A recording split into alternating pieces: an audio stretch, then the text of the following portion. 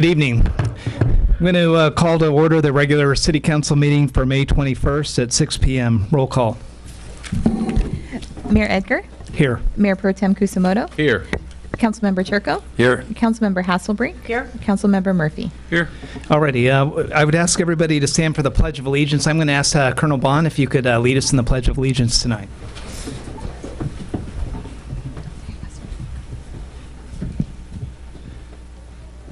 I pledge allegiance to the flag of the United States of America and to the republic for which it stands, one nation, under God, indivisible, with liberty and justice for all. Please stay standing for the invocation.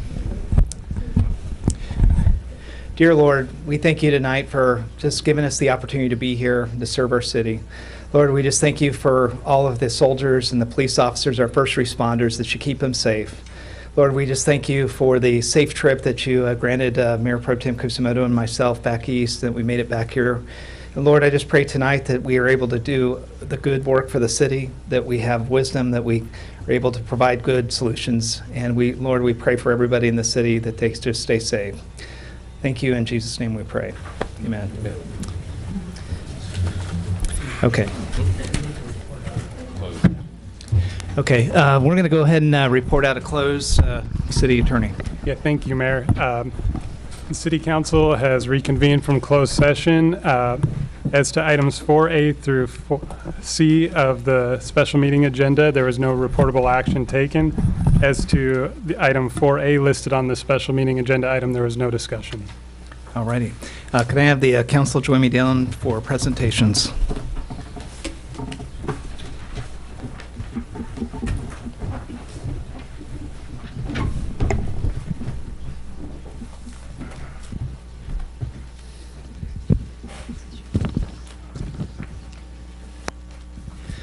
Good evening, everybody.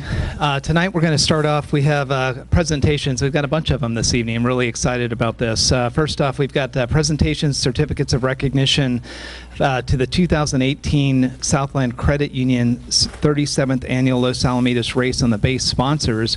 And what I'm going to do is I'm going to have, if I can, the sponsors that are going to get called up here by Emlyn. But before I do that, what I'd like to do is to say a little bit about what we just got done doing with the Race on the Base. We have the 37th Annual Southland Credit Union Los Alamitos Race on the Base that took place on February 23rd and 24th. The events that took place included honoring our fallen, the 5K run walk, the 10K run, the glow-in-the-dark whimsical run, junior reverse triathlon, and the reverse triathlon. We'd like to thank the 2018 Race on the Base sponsors, and so what we're going to do is we're going to ask those sponsors to come up here and implement, if I could, give you the mic, you can introduce them, and we'll give them their certificate. Thank you. Thank you. From the Joint Forces Training Base, Colonel Julian Bond.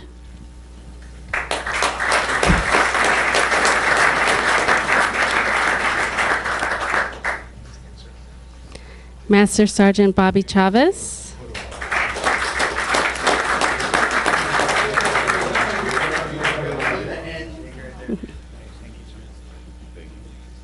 Colonel Richard Lawler.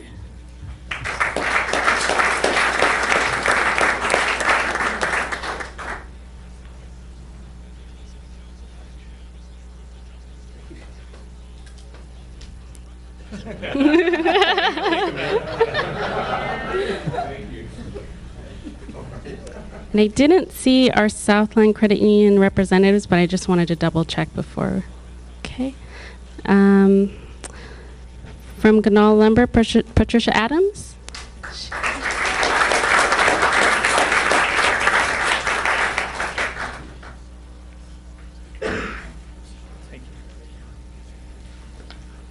From Golden State Water, General Manager Ken Vecchiarelli.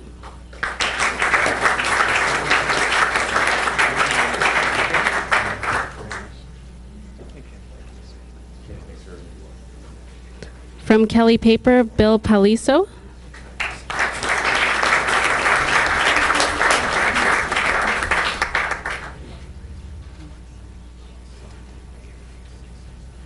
From Los Alamitos Medical Center, Susan Morales.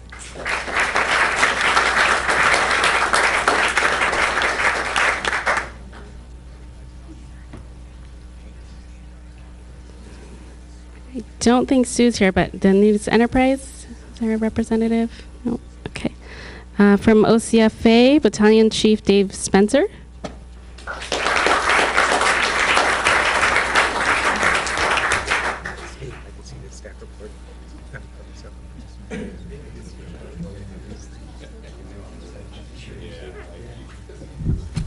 Checking for any Optum Care representatives that may have come in. Maureen McCanton or Christine Linden. Thank you. From Orange County Breeze, Shelley Henderson.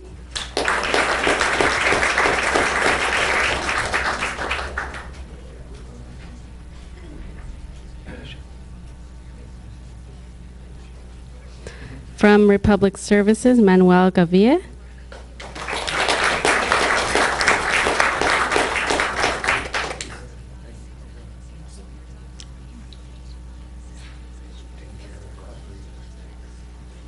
From Sir Speedy, Sean McLean.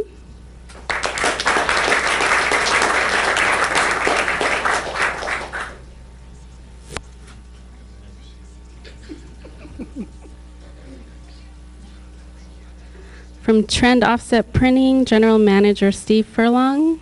Is he here? I don't know if he snuck in. Okay. From Trizone, Gayla Greeley.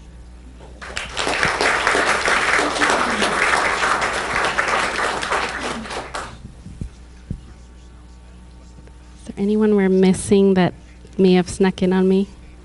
Please raise your hand. Okay, I think that's it. Cool. So let's give everybody a round of applause. Thank you. Come on in. Need to get a picture too. We need to squeeze in, please. Squeeze in. Come on in.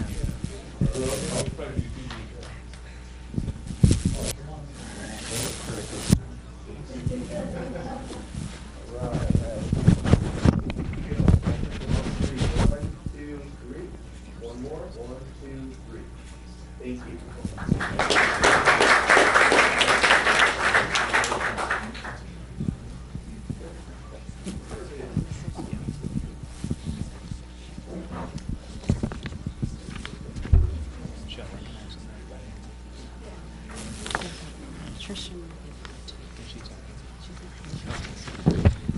Yeah.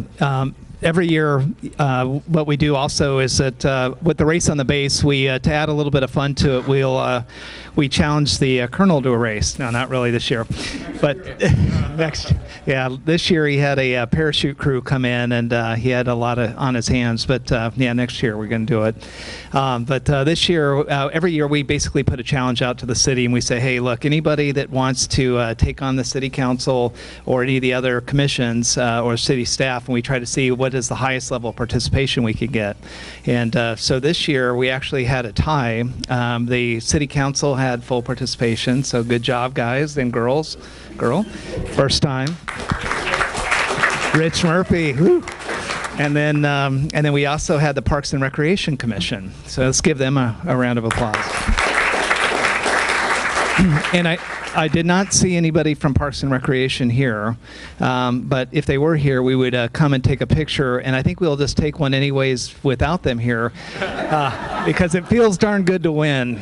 And the other thing is we used to do another award where we would basically have a trophy for whoever got the best time, and we did that for 2 years, and then that trophy disappeared, and yeah, and it was in my house, but I don't know where it went, but hopefully some year we'll bring that back. But so let's take a picture just really quick.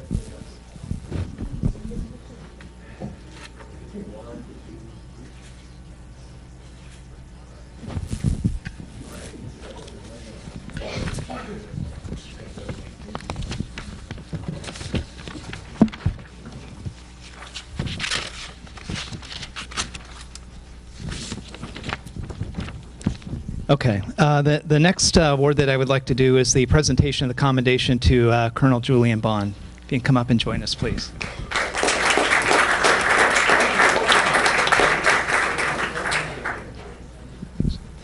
So I'm going to go ahead and read a little bit of this, but Colonel Bond has been our partner here at the base for the last little bit over a year, and he actually came in on September 5th, 2017. He oversees all the activities and responsibilities at the installation, supports more than 40 military, civilian, tenant operation and organizations, and 6,000 drilling National Guard and Reserve troops.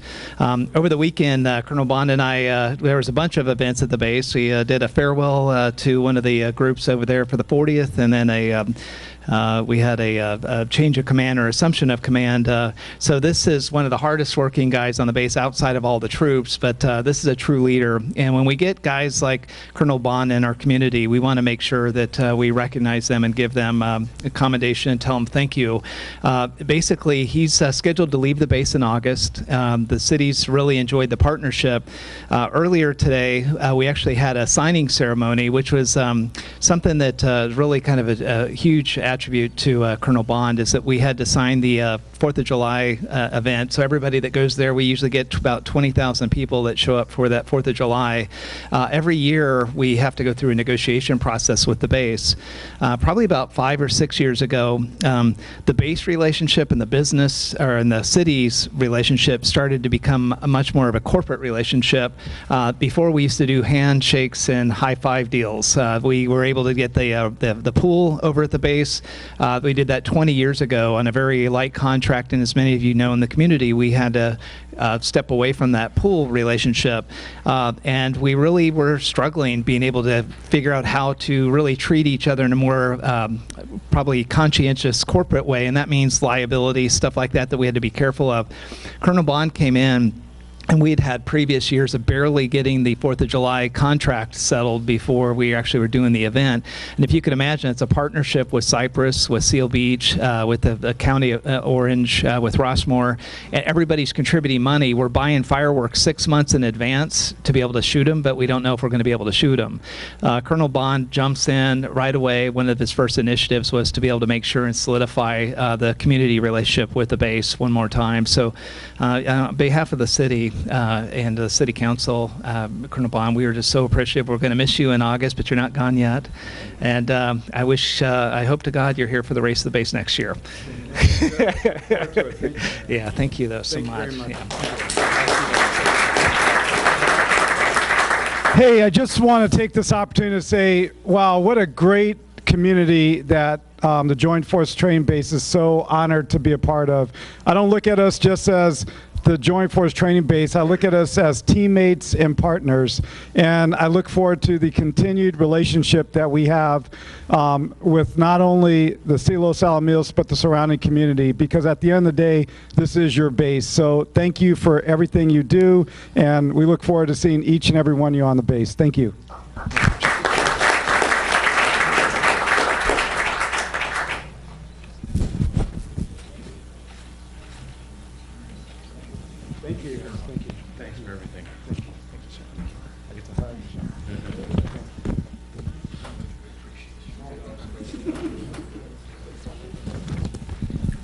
Okay, the next certificate or presentation that we're going to recognize the Ala Waffle business for a 2018 Business Recognition Award recipient. Are they here at this point? I did not see them. Yeah, they're still open. Okay, if they end up coming in, we'll go ahead and get them. Next up is, can I get Dave Emerson? This is a plaque presentation to Dave Emerson for his service on the Traffic Commission for 6 years.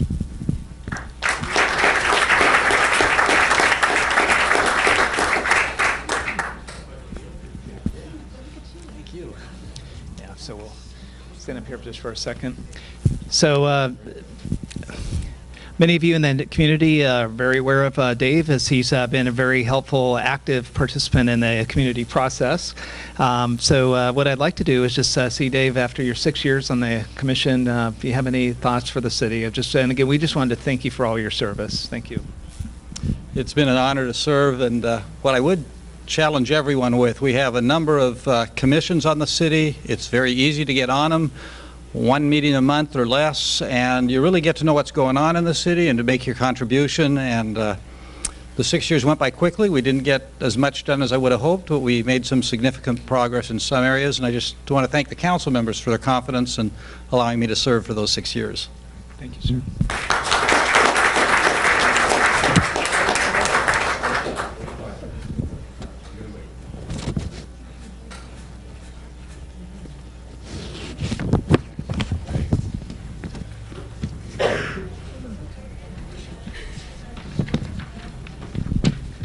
Okay, so they're all good. This one's really good too, though. This is a presentation for accommodation to the Superintendent, Dr. Sherry Kropp, for being named Orange County Superintendent of the Year. Woo!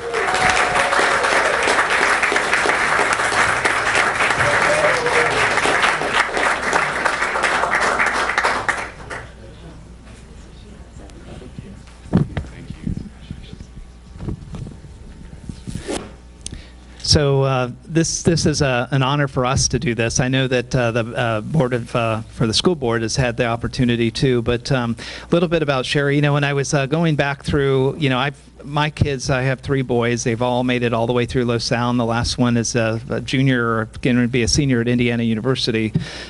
So I feel like I've known Sherry from afar, and I feel like I've watched her from all different facets of working her way up to superintendent. But I think the most shocking stat, and I'm just going to say it, was that she's been with the school district since 1985. Yeah. Wow. So, you know, I think that, you know, everybody knows, I think, in our community, one of the biggest reasons why we have such a great community is the great schools.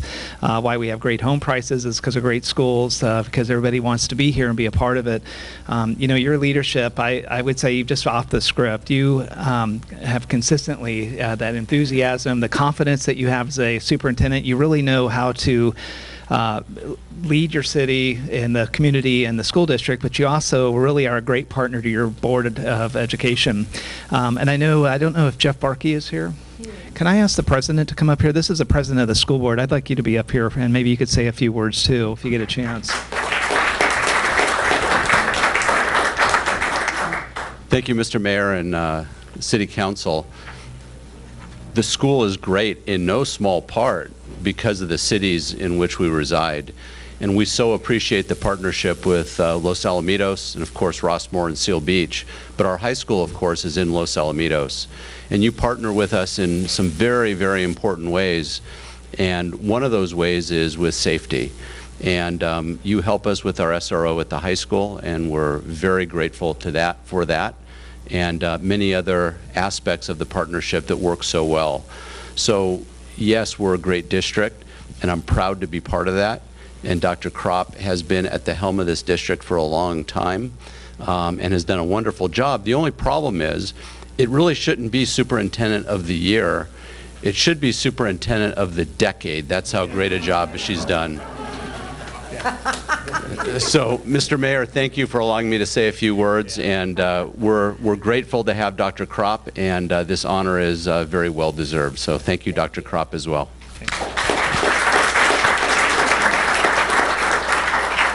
So, Dr. Kropp, if you wouldn't mind addressing the community, we're so excited. You know, there are so many great schools in Orange County, and the fact that we have the best superintendent is awesome. But could you have a message to the community? Yes. So thank you, Mr. Mayor and members of the City Council. So it really is an honor to serve. It's a pleasure, and it really does take a team. I'm not just being humble, but one person alone certainly couldn't do that. So I have a lot of members from the cabinet and our schools here today. Thank you for being here. It really means a lot. And another board member is here today. So Mekatuli, thank you for being here. And then, but really, it is an honor and a privilege to educate our community's children. And so I know we have a lot of young adults, no longer kids, here today. And they're here, they're really not here for me. They're here for a government assignment. And so, but yeah. That is how we do it. But they're here for government, and it was so exciting for me to see them come in. But we have amazing young people, and I say sometimes that Los Alamitos Unified is a great place to live, work, and go to school. And it's because this community advocates for children. They love children, they love young adults, and they really work with them. And so I'm so grateful to get to do this work. It really is a dream job, and to get to do it here, and to partner with Los Alamitos, and to work with our amazing students. You're awesome. And so just really, thank you so much. It's a privilege. Meg, can I ask you to come up here and with the staff, the principal I see back there, can you guys come up with us? We need to take a picture together.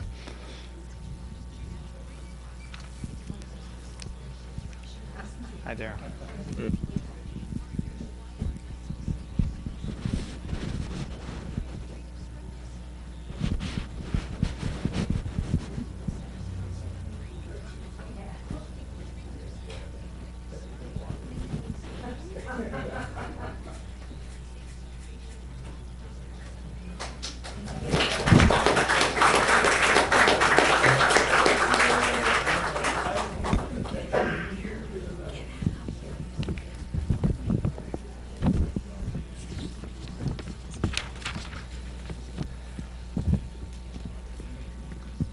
All right, Maria Luisa, if you could come up here.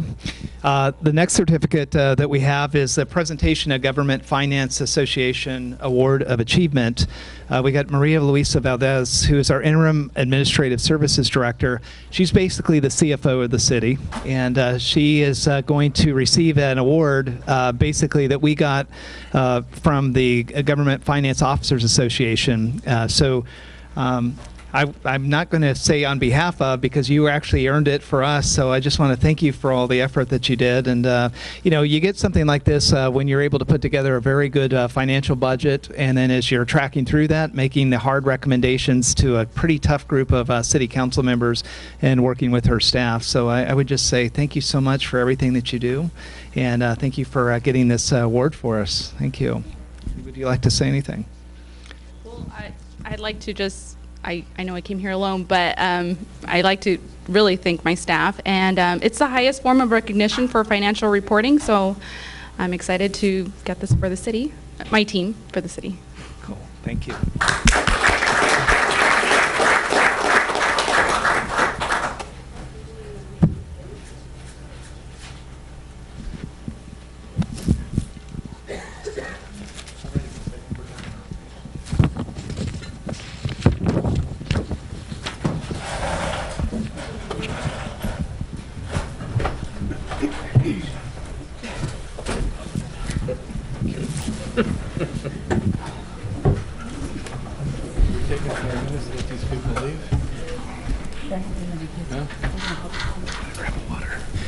Okay, this last presentation is going to be by the, let me find this, Animal Control, Long Beach Animal Control, and they're going to provide an overview of services. There's an item on the agenda on the consent calendar where we're going to take a look at the contract. This kind of gives the community an overview of what's going on with our provider, the Long Beach Animal Care Services.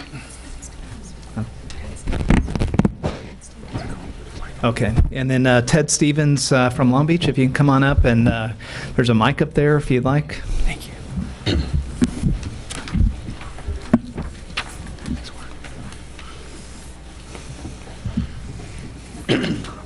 Yeah, Honorable Mayor and City Council members, thank you for the opportunity to come out tonight and just share a little bit about what's going on at Long Beach Animal Care. It's been an exciting past few years, a lot of great things going on, and I'm happy to be here to share them with you. Again, my name is Ted Stevens. I'm the Bureau Manager for Long Beach, and we are part of the Parks, Recreation, and Marine Department. So I'm here to just talk a little bit about what we do. Obviously, our main goal is public safety, and that's people and animals. So you can see many of our staff here doing some rescue work and some other things. One of our biggest things that we want to do is reuniting pets with their owners. This is actually an exciting story we just had last week, I believe, where we had this pug come in. It was actually stolen 3 years ago from this family. It came into our shelter, it had a microchip. We were able to get him reunited back with his owner. One of the exciting things when I was looking at the stats that I'll be getting into a little bit later is that 50% of the dogs that come into our shelter are actually reunited with their owner in Los Alamitos. So that's pretty high. It's only about 30% in the rest of our shelter. So you guys are have a really high return to owner rate. Main thing we provide obviously is field services, which is available to your city residents 24/7, 365. It's Christmas, Thanksgiving, 2 o'clock in the morning. Our officers are on duty and available to respond at a moment's notice. We don't have to call someone from home to come show up. They're actually at the shelter ready to go for emergencies. We do ordinance enforcement, animal rescue, We have a special investigations unit that handles a lot of nuisance complaints, barking, cruelty, neglect, vicious animals. We have our licensing unit, handles all of our licensing. They do neighborhood canvassing, which we've done, education, special events, and clinics. We did a few of those last year. You may have seen us out there. We've got a new look for our officers. We looked a lot like LA County sheriffs before, and so we wanted to try to look a little bit more friendly, not look, try to be more animal care, but still look official. We've been updating our fleet.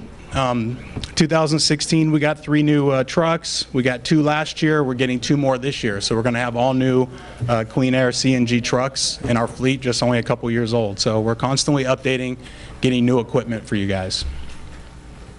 We are not just dogs and cats. We deal with a myriad of animals. And actually, if you can see that spotted thing there, that's a serval. That was actually captured in Los Alamitos. In December, I want to say about 4 years ago, there was 3 of them living in a residence over here. We were actually able to capture 3 of them. They all got out of the house and were kind of running around the neighborhood. We were able to capture them. So that's something, we have the equipment, we have the special skills and tools to take care of a lot of different animals. In the upper right-hand corner, that was in Long Beach, but that's actually a venomous banded lizard. We've had rattlesnakes. We get all kinds of things that we're able to deal with. We actually got a rattlesnake in Seal Beach about 1.5 years ago. So they do show up.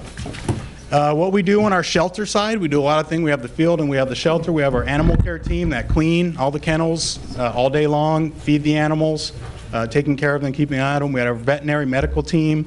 We have our customer service team, which handles all of our redemptions, front office work, all the phone calls. Our rehoming team handles adoptions, rescues, transports, handles our volunteer program. And then we have our marketing and outreach through our social media. One of the real popular programs that we have is our spay and neuter voucher program, which is available to everyone in our jurisdiction, which includes Los Alamitos, and we do have residents in Los Alamitos that take advantage of this. Just last year, we spent about $81,000 on our voucher program, spaying and neutering almost 2,600 animals. Since we started it, we've spent over $600,000 and over 17,000 animals have been altered. So it's a really good program. And with that, spay and neuter has helped us here. I get into some of our statistics. We've been working really hard at getting our impounds down, and you can see we've got them down quite a bit, from over 10,000 animals down to just under 6,000 last year. And this is just dogs and cats. But the reason this is significant is it allows us to help so many more animals because we have so fewer animals coming in, we have more space available, we have our same amount of resources, but with fewer animals we can spend more resources. So we're saving a lot of dogs and cats that come in hit by car, injured, things like that. We're able to have the resources available to help them and treat them. Did I go through her? Oh, so this is our cat impounds. We've been making good strides there. Getting down under 3,500. Our dog impounds have gone down a lot.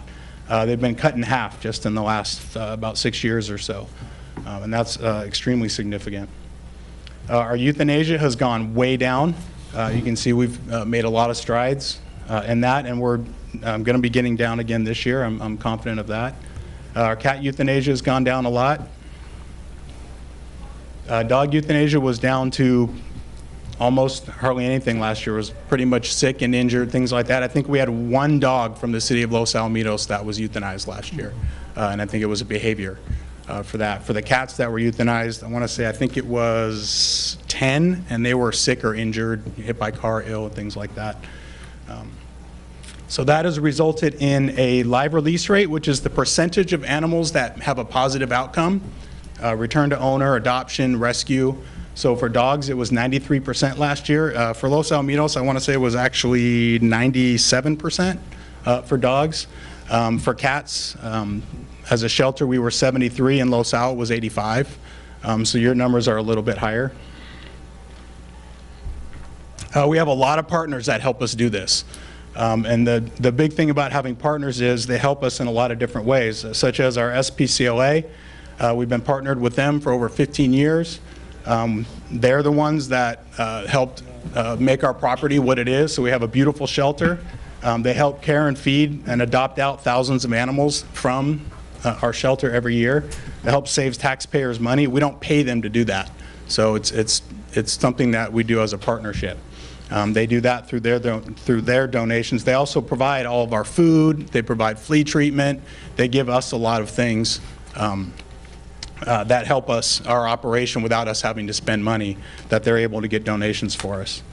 So it's very beneficial for us. We have another strategic partner for our community cat program and the Stray Cat Alliance, where we've been spaying and neutering community cats and allowing them to remain in their neighborhoods. It's helped cut down on the cat impounds and the euthanasia a lot. I'm going to go over some of our highlights. These are all things that we've been able to do through donations. And the key thing about that is since we're getting it through donations, we don't pass the costs on to you. So these are donations to the city of Los Alamitos as much as they are donations to the city of Long Beach and our operation. We used donation money to buy an x-ray machine a few years back, and that's helped us to save thousands of animals easily over the last 4 or 5 years. This was a cool thing. We got a grant from the ASPCA, so everyone now who redeems their animal after it comes into the shelter, or if they adopt an animal, we give them a cool, nice, new, shiny name tag. It was just kind of a neat thing that we were able to do. We added on to our catio here, and the person that actually did this donation for us was actually a Los Alamitos resident that was able to get the money together to help build this little outside porch area so that the cats could have a larger space to kind of run free and get some exercise. Our medical suite, we used to run out of a tiny little space. When they built the shelter, they didn't really think about us doing medical treatment, so our space was inadequate. And our Friends of Long Beach Animals helped donate this 800 square foot building. You can see we've got a huge surgery room there on the far right. The middle area is like our treatment area, which is huge. And then the veterinarians actually even have an office on the other end of it. And we have another recovery room in there. So it's a huge building. It's allowing us to do so much more in saving animals. This is a cool partnership we have. We have an adoption center, cool state-of-the-art adoption center over at Pet Food Express. They've done it's actually closer to 200 adoptions now. We keep sending cats over there and they keep getting them adopted out. We did a cool thing. If you've ever heard of Shelter Me, it's a PBS documentary. They actually came out and filmed us doing a adoption event for cats last year. We're going to be featured hopefully sometime this year in one of their PBS episodes. So we do a lot of off-site adoption events. This was a tax measure. Measure A was a tax measure in Long Beach where the city was given this money. It was going to be used for CIP projects, and we were given a portion to upgrade our cat cottage. The only thing we have left to do now is our housing systems. We've done the AC, we've done the windows, we did some improvements to the catio. And we're looking to get all new housing. And again, because this was done through the Measure A tax funding, the costs were not passed on to you guys. This is a 5,000 square foot outdoor play yard for our dogs that was donated. We just opened this up in January. And so our dogs are getting out, having play groups, having a great time. It's great for their behavioral state of mind when they're at the shelter. This is our adoption wagon. I think we brought this out to an event for you guys last year, and it's available for any more events if you have anything coming up this summer. This was donated to us. It was a $150,000 vehicle. It was donated to us, and we take it out. We can carry animals in it, do adoption events, mobile offsite adoption events, bringing the shelter to the community so the community doesn't have to go to the shelter. Again, this was one of our really cool donations that we've gotten. I just wanted to share this. This really, is kind of an internal thing with Long Beach. The city auditor came and did kind of a review of our operation to help us kind of maybe get a little bit more efficient. But I thought it was interesting. I wanted to share the line in there where it talked about, the consultant said something very, it was meaningful to me, and I thought you guys would want to know that of all the shelters they go to across the country, they've never been to a shelter where every single person, from the person answering the phone to cleaning the kennels to the supervisors, all care about the animals very deeply. And so it was really great to just hear that from an outside person, to hear that looks at shelters all day long, all over the country, and they said that we had one of the greatest staff that actually really care about the animals a lot. And so I wanted to share that. Some additions we made to our budget this current year. We added a new, that should be RVT, I'm sorry, it's a typo. We added a new RVT, a registered veterinary technician, to help with our medical treatments. And we had a part-time marketing person. We were actually able to make them full-time. and that's to help us with our outreach and adoptions and things like that. We needed some help in our kennels, and so we reached out to the Conservation Corps of Long Beach. We actually have an internship program with now. We have 2 people that are working part-time in our kennels, helping us keep the kennels clean and keeping the animals safe. So just looking forward, a lot of things we're trying to improve. We want to keep improving our live release rates, obviously reducing our impounds, trying to improve our response times to calls for service, increase our adoptions, and then we're still working on our Measure A improvements. We're always looking to improve and see what the new trends are as far as housing and sheltering and behavior enrichment, things like that. We have tons of volunteer opportunities, high school students. If you're looking for something to do this summer, or anyone else, we have a lot of cool things you can do. You can check this out on our website. I won't read all of them for you. I'll try to keep it short. And that's it. I just wanted to thank you for having me out to share these things. This was only some of the things. I could probably be here all night going over a bunch of the other cool things that we have going on at the shelter. That's it. If you have any questions. Great presentation. Thank you. Any questions? No questions. All righty. Thank you so much. Okay. So what we're going to do is we're going to get prepared for oral communication, but we're going to take a 5-minute break and clear out, so in case anybody that's been here getting presentation doesn't want to stay. And so it's about 6:45, so we'll get back together about 6:50. Thank you. So we're going to take a 5-minute break.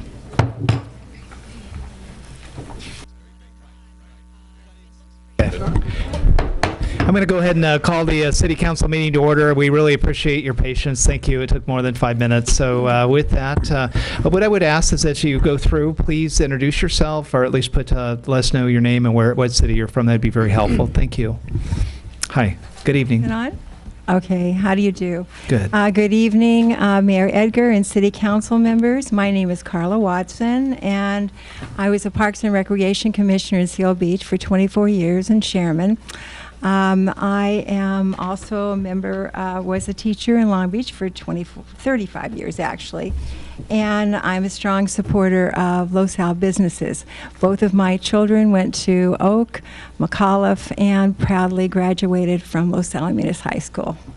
First of all, I commend you for your service to your city. I know what a long service that is. Thank you very much. Thank you. And I commend you for your strong programs and for acknowledging all the people who contribute to the city. Sounds like you have a very full agenda, and Mayor Edgar said, how do you inform the people that you may spend $1.3 million when you have $1 million in revenue? That's always a tricky situation. Listening to all the projects that you need to be addressed, police department security, park improvements, street improvements, 7-year plans, 5-year plans, and so on, marathon. Wow, a lot to accomplish. Therefore, I get to the serious part of why I'm here. It's amazing to me that you could focus on an issue that is characterized as political theater and a waste of time. What could possibly be your motivation? Why would Los Alamitos become involved in a heated, polarizing national discussion? And of course, there is the risk of public safety, and folks are afraid to come forward with evidence. So now the LoSal City Council has exploited an issue, and you have chosen to meet with the poster man for anti-immigration policies. In the Long Beach Unified School District, I welcome students who walked across Cambodia to get sanctuary in Thailand. I once interviewed a student whose sister died because it was smothered because they didn't want to be heard because they were boat people. In 76 years, as a California native, I welcomed DACA students who later became ROTC members and gave their lives in the wars in California. I once asked my mother, "Mama, what were you doing when they interned the Japanese?" And she said, "They said it was a good thing." That's why I'm here. It says, "In God we trust." I say, "In good we trust." And I think you've broken that trust, and I'm so sad. This is a picture of many of my students, and they are fearful of what you have done, leading the way to ask certain cities in this area to promote discrimination against immigrants. Thank you. Thank you. How are you doing this evening, sir? Joel Block. I live in Rossmore. My children went through the entire public education through the Los Alamitos schools. Was licensed to practice law in both California and New York. I have 2 law degrees. My comments concern the continuing actions by city officials concerning your ordinance nullifying the protections of the state's California Values Act. The Values Act is the law which prevents California taxpayer resources from being abused by Donald Trump's anti-immigration campaign. The mayor's invocation tonight invoked God's blessing for his return from his trip to the White House. Why single out that trip only? Lots of trips are made. What is it about Donald Trump that represents God's will? What is it about Donald Trump's behavior and all his activities that exhibit a moral authority?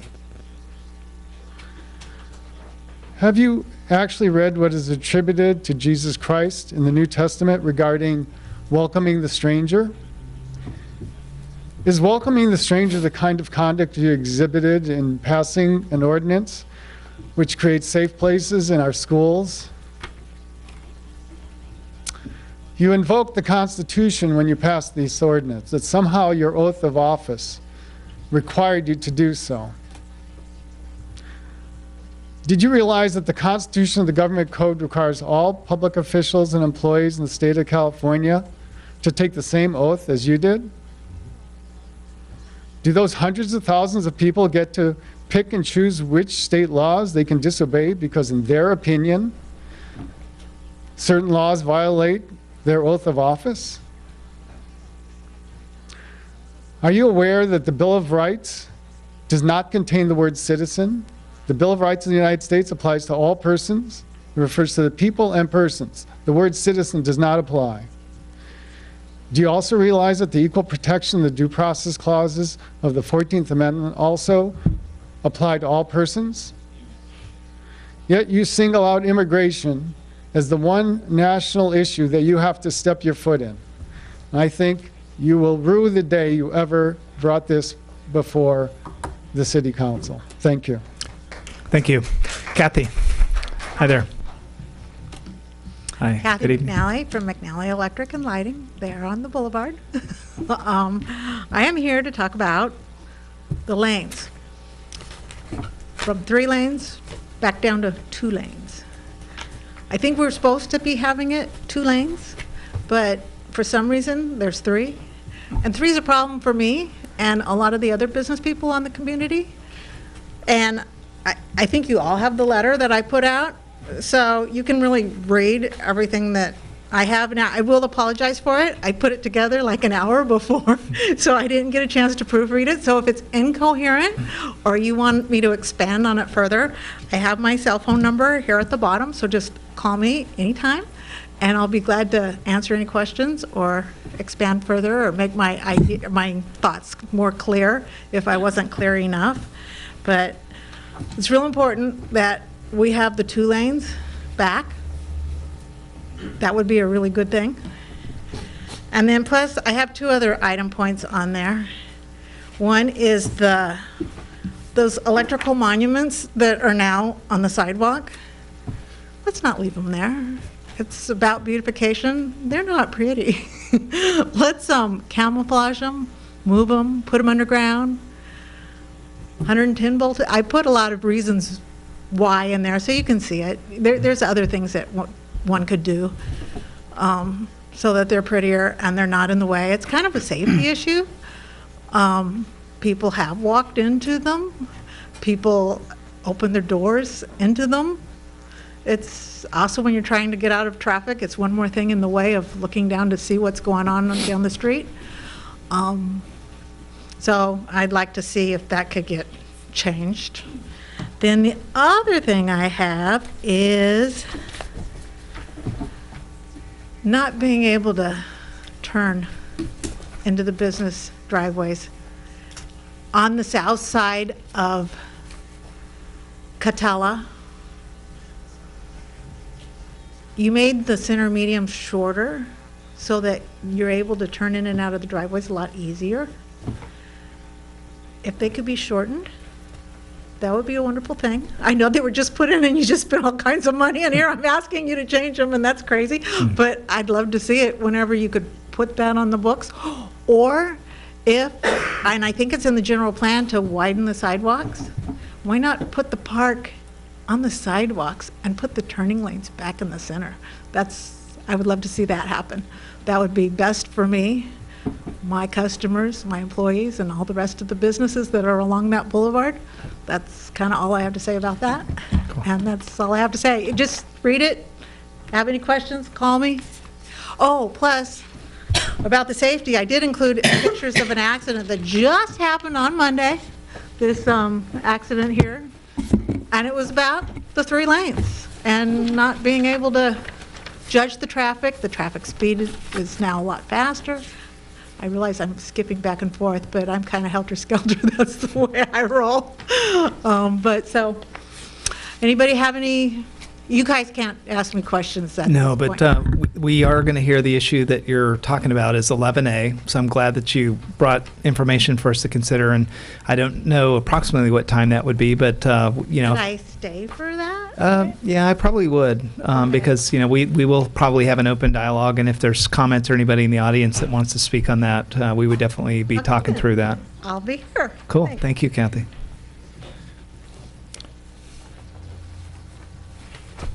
Hi. Good evening.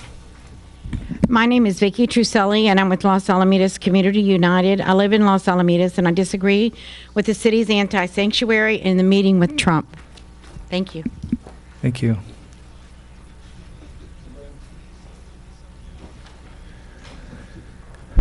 Hi there. Hi. Hi, my name is Michelle. I moved to Los Alamitos when I was 8 years old and have lived here ever since for the past 20 years. I went to St. Hedwig's, McAuliffe Middle School, and Los Alamitos High School, and I personally know undocumented immigrants who live, work, and go to school in Los Alamitos. I am also a part of Los Alamitos Community United. On May 14th, 2 days before you met with Trump, we released a statement. I will read it here. We condemn Los Alamitos City Council, Mayor Edgar, and Mayor Pro Tem Kusumoto's May 16th meeting with the Trump administration. As the Trump administration's policies have increased incidents of hate and violence throughout the United States, so too Los Alamitos City Council's anti-sanctuary ordinance has emboldened hate in Los Alamitos. We are extremely disappointed that our city council has chosen to align itself with the current administration's anti-immigrant policies. Furthermore, the more that Trump attacks immigrants, the more we will be inspired to reject hatred and champion sanctuary policies. And Los Alamitos will uphold California values of inclusion, and more than that, will celebrate it. After your meeting with Trump, Los Alamitos Community United also signed on to a statement calling on officials to denounce Trump's racist and dehumanizing remarks during the roundtable meeting that you attended at the White House. More than 25 other Orange County organizations signed on to this statement, including the ACLU and the Los Alamitos Young Democratic Socialists of America. However, we know that you won't heed our call. In fact, Councilmember Kusumoto has already gotten into public Twitter arguments with constituents. A Los Alamitos community member wrote on Twitter, Californians are embarrassed that the mayor and a few others agree with Trump's administration on calling our immigrants animals. In response, Councilmember Kusumoto wrote, I sleep more comfortably now, knowing that fewer criminal aliens will be in our community, disregarding the fact that members of our undocumented community in Los Alamitos are children. There's absolutely no reason for this anti-sanctuary ordinance to be in Los Alamitos. During the April 16th City Council meeting, Los Alamitos Police Chief Eric Nunez stated that Los Alamitos does not have a jail, that there has been no detainer issues regarding SB 54, and that there has been no contact by ICE to conduct a raid for the past 10 years. We are overwhelmed by the fact that you're willing to throw your community under the bus for cheap political points and airtime on Fox News. Moreover, we are absolutely furious that you have aligned yourself with Trump and have brought hate into Los Alamitos. The people who have come to the Los Alamitos City Council meetings in support of your anti-sanctuary ordinance are known members of hate groups. They come in with the sole purpose of antagonizing community members for attention. They yelled in my friend's face that he has a mental illness because of his sexual orientation. They have been caught on camera trying to instigate fights. They have been so aggressive that they have made Los Alamitos children cry. This is not the Los Alamitos I was brought up in, and this is what you are letting happen. Thank you. Good evening. Hi there. Hi, I'm Barbara Farrell, and I live, shop, volunteer, and go to church in Los Alamitos. I'm a member of Los Alamitos Community United. Mayor Edgars and Councilman, I hope that you find time to prioritize keeping our school children safe. I saw your roundtable with Mr. Trump. He said that the anti-sanctuary movement was quite popular. Certainly, it is not popular with the majority. Eric Trump doesn't think Democrats are even human. Oh, people, I'm sorry. That thinking screws with statistics. He claimed that the Democrats passed a law that forces him, Trump, to tear families apart. That law was passed to prevent unescorted, underage children seeking asylum from going into detention. And you all knew that. You all know that. The AG said that he was using this law to deter immigrants, even asylum seekers. He said that some deportees are animals. That's Mr. Trump back again. Lumping violent criminals with all deportees, some of which I have known, who are just have failed to be able to be accepted for asylum, to say that some of them are animals, lumps them all together and dehumanizes all. And it dehumanizes us also. Step one, to deny human rights. That's what that is. Very un-American. So sad, as somebody would say. Well, I know you like him. You were representing us, and you accepted racist dog whistles and outright disinformation, not in my name. Councilman Nusimoto, you claim to be listening to your constituency. The people that you listen to, for the most part, were not from our community or even nearby. They're not here today because they're back in Vegas and Arizona. I was sad to hear that you couldn't sleep well because Los Alamitos is not a safe place. I have trouble sleeping thinking that my family and neighbors could be caught up in racial profiling and be harmed. That's what I worry about. I worry about my grandchildren going to school. That's what I worry about. We are privileged. No undocumented immigrant has ever been given more rights than we have. Don't bring ICE to Los Alamitos.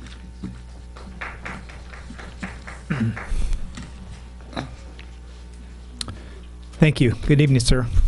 Okay.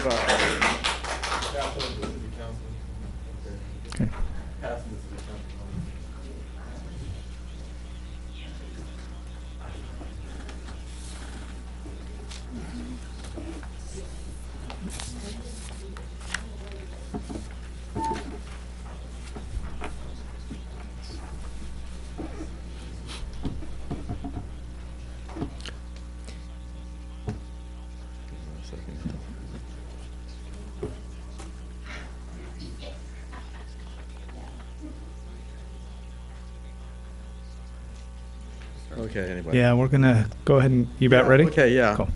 So anyway, I'm Wes Parker. I've been fighting this battle against illegal immigration for about 15 years. I'm working with Raymond Herrera. He's been one of the original Minutemen. He's one of the heroes of Stop the Buses in Marietta.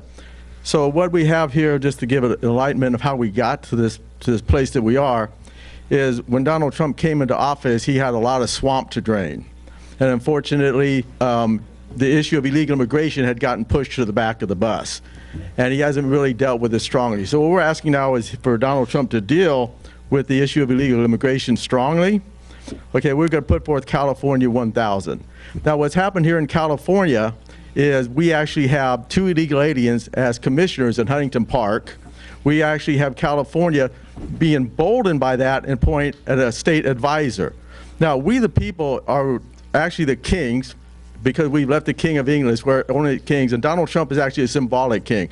Now imagine, if you would, if someone stood in the courts of the king and flipped them the good old Mexican turkey, for whatever that bird is on there, okay? No one would take the laws of the king serious. So what we're going to be asking is for Donald Trump to come and bring 1,000 ICE agents to Los Angeles and Los Angeles County. We're going to ask him to arrest and deport DACA first and send them back home to reform Mexico. You see, a lot of people want to make you guys as bad guys, but you are heroes. And you're the same heroes that stand in Mexico wanting to reform their government. Right now, there are heroes in Mexico and in South America seeking to stand up to their government, but they look behind them and there's no one to stand with them. That's because we've allowed America to become a pressure relief valve. And we've allowed people to take the easy way out, and instead of reforming their own countries, come to America to steal jobs away from American citizens and to overpack our schools. Now, you are heroes, and I'm going to ask you to stand with those heroes in Mexico. Because right now in Mexico and throughout all of South America, the governments there know they do not have to listen to their people. And they will never have reform in Mexico or South America until pressure is put on them. That's why we need the wall. That's why we need to arrest and deport dreamers who are the perfect people to go back and reform Mexico and South America. We have educated them. They've got the skills. They certainly know how to be political activists. Okay, so we're going to ask you to stand with California 1000, bring ICE agents into California, in the first Los Angeles, then to Oakland, and then throughout all of California and Berkeley. And when California realizes that the king has grabbed a hold of the Constitution, he's going to stand for the rule of law, California realizes that being a sanctuary state is not good. So like I say, we need to stand with those heroes in Mexico and South America, because let's be honest, if you've been down to Mexico, it is a paradise. It is like if you were asked somebody where you're going to retire, you know, they say, oh, Mexico, well, that's beautiful. And on the beaches, no one's going to say, I'm going to retire in Detroit, okay? Mexico is a paradise. And when we turn these people to Mexico, we are returning them to paradise. And all they need there is the rule of law. Because once they establish the rule of law, guess what's going to happen there? They will have opportunity for prosperity. Because it is the rule of law that brings opportunity for prosperity. And when they have prosperity there, they will have their future in their own land, and they will be so glad that that happened. But it's not going to happen as long as we allow America to be a pressure relief valve. And you've taken the first step of being heroes and standing with those heroes of ours south of the border. So thank you very much. Thank you, sir. Good evening. Good evening. My name is Julie, and I'm from Heavenly Culture, World Peace and Restoration of Light. It's a non-governmental and non-profit peace organization that is committed to sustainable peace initiatives.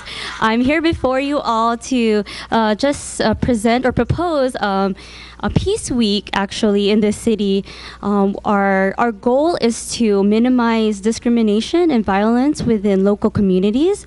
And HWPL is known to work at local and also global level. We work with religious leaders, government leaders, women's group, youth group, and media as well. And even to know more about HWPL, we would like to invite the mayor and of course the council and staff to participate in our Advancing Peace in Americas, which will be on June 9th. In Anaheim Convention Center. So through this event, we'll be introducing the work of HWPL and even wanting to work with the city of Alamitos.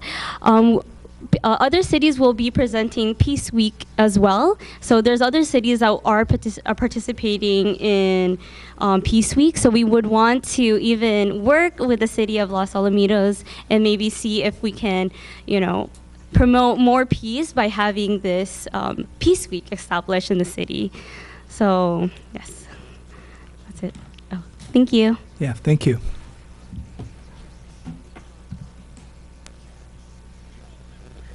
Good evening, sir.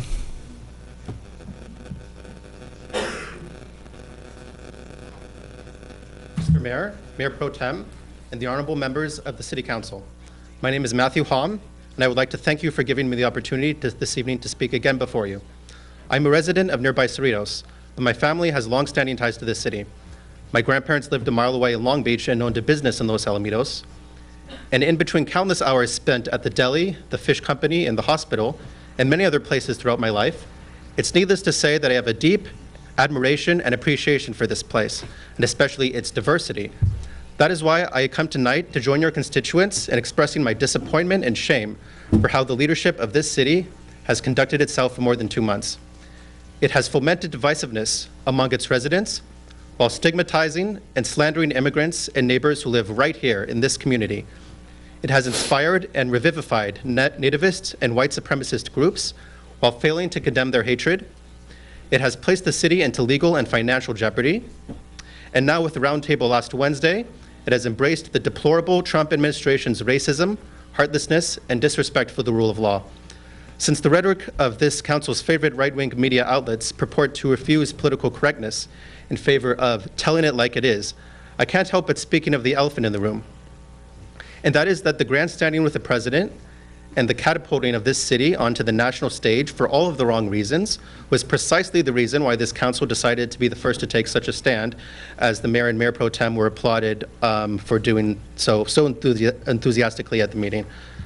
Don't get me wrong, when the municipal ordinance was put up for consideration in March, it was probably beyond one's wildest dreams that it would receive such a gigantic profile and result in public adoration from the president. But think of what has been sacrificed in return: the well-being, reputation, and dignity of Los Alamitos. If I cringed in embarrassment and discomfort from hearing the mayor implore this shameful president for financial and legal assistance on live national television, then I can't even begin to imagine what the residents of this city felt. Even if I were to agree that it is futile to fault politicians for acting like politicians, I join my friends here from Los Al to convey to you a clear message that rejects council members' rhetoric and speech that has disparaged, othered, and ridiculed immigrants and their lived experiences. The list seems to be long, and some examples were just mentioned, but I must say that the mayor's smug statement to the Los Angeles Times that, quote, there shouldn't be people who are true immigrants living in the community who are concerned, is an outrageous ploy to divide immigrants against each other. But this was completely outshined by Mayor Pro Tem going to the White House and telling the world that, quote, really, that what really just makes me really unhappy is the entitled attitude of entitled illegal aliens. This is completely unacceptable behavior from civic leaders in the 21st century, and it dishonors every single person in this room.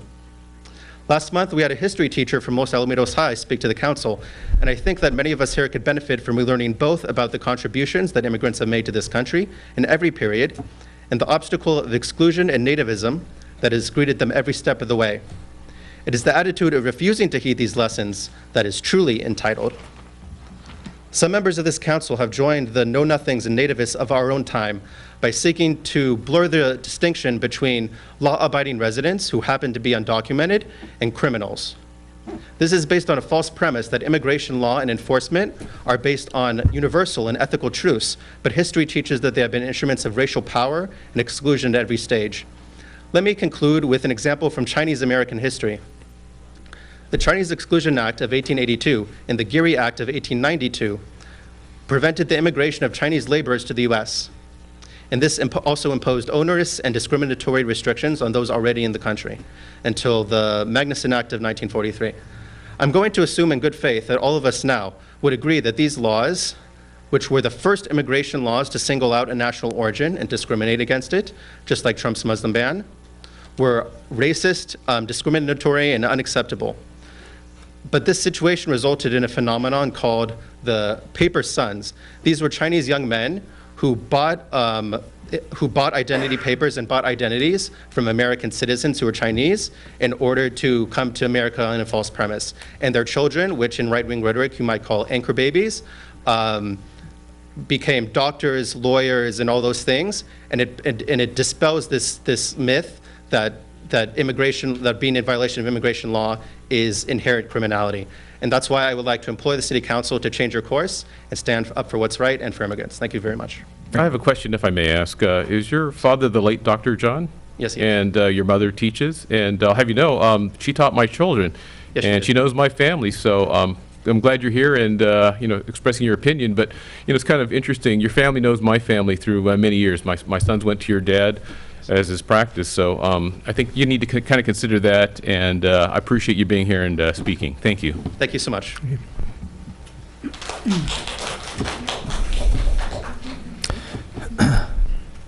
Good evening. Hi, Art. Good evening, Mayor Edgar and members of the City Council. My name is Art DeBolt. I'm getting too older and older. I mean, I've been here like 40 some odd years now in the community, and you hear a lot of talk, and I think that. I don't know, maybe it's, I hate to even sound this way. It's coming from an older generation here that I speak, and I find it so hard to believe that what's being taught in the schools today is so much different than what I was taught and how I was raised when I was growing up. But anyway, just to offer a little different opinion here, what I see up here are men and women of courage, who have a clear understanding of what an oath of office means. I doubt I know I was taught what an oath was when I was in school. I'm not hearing that today, sadly, from the younger generation.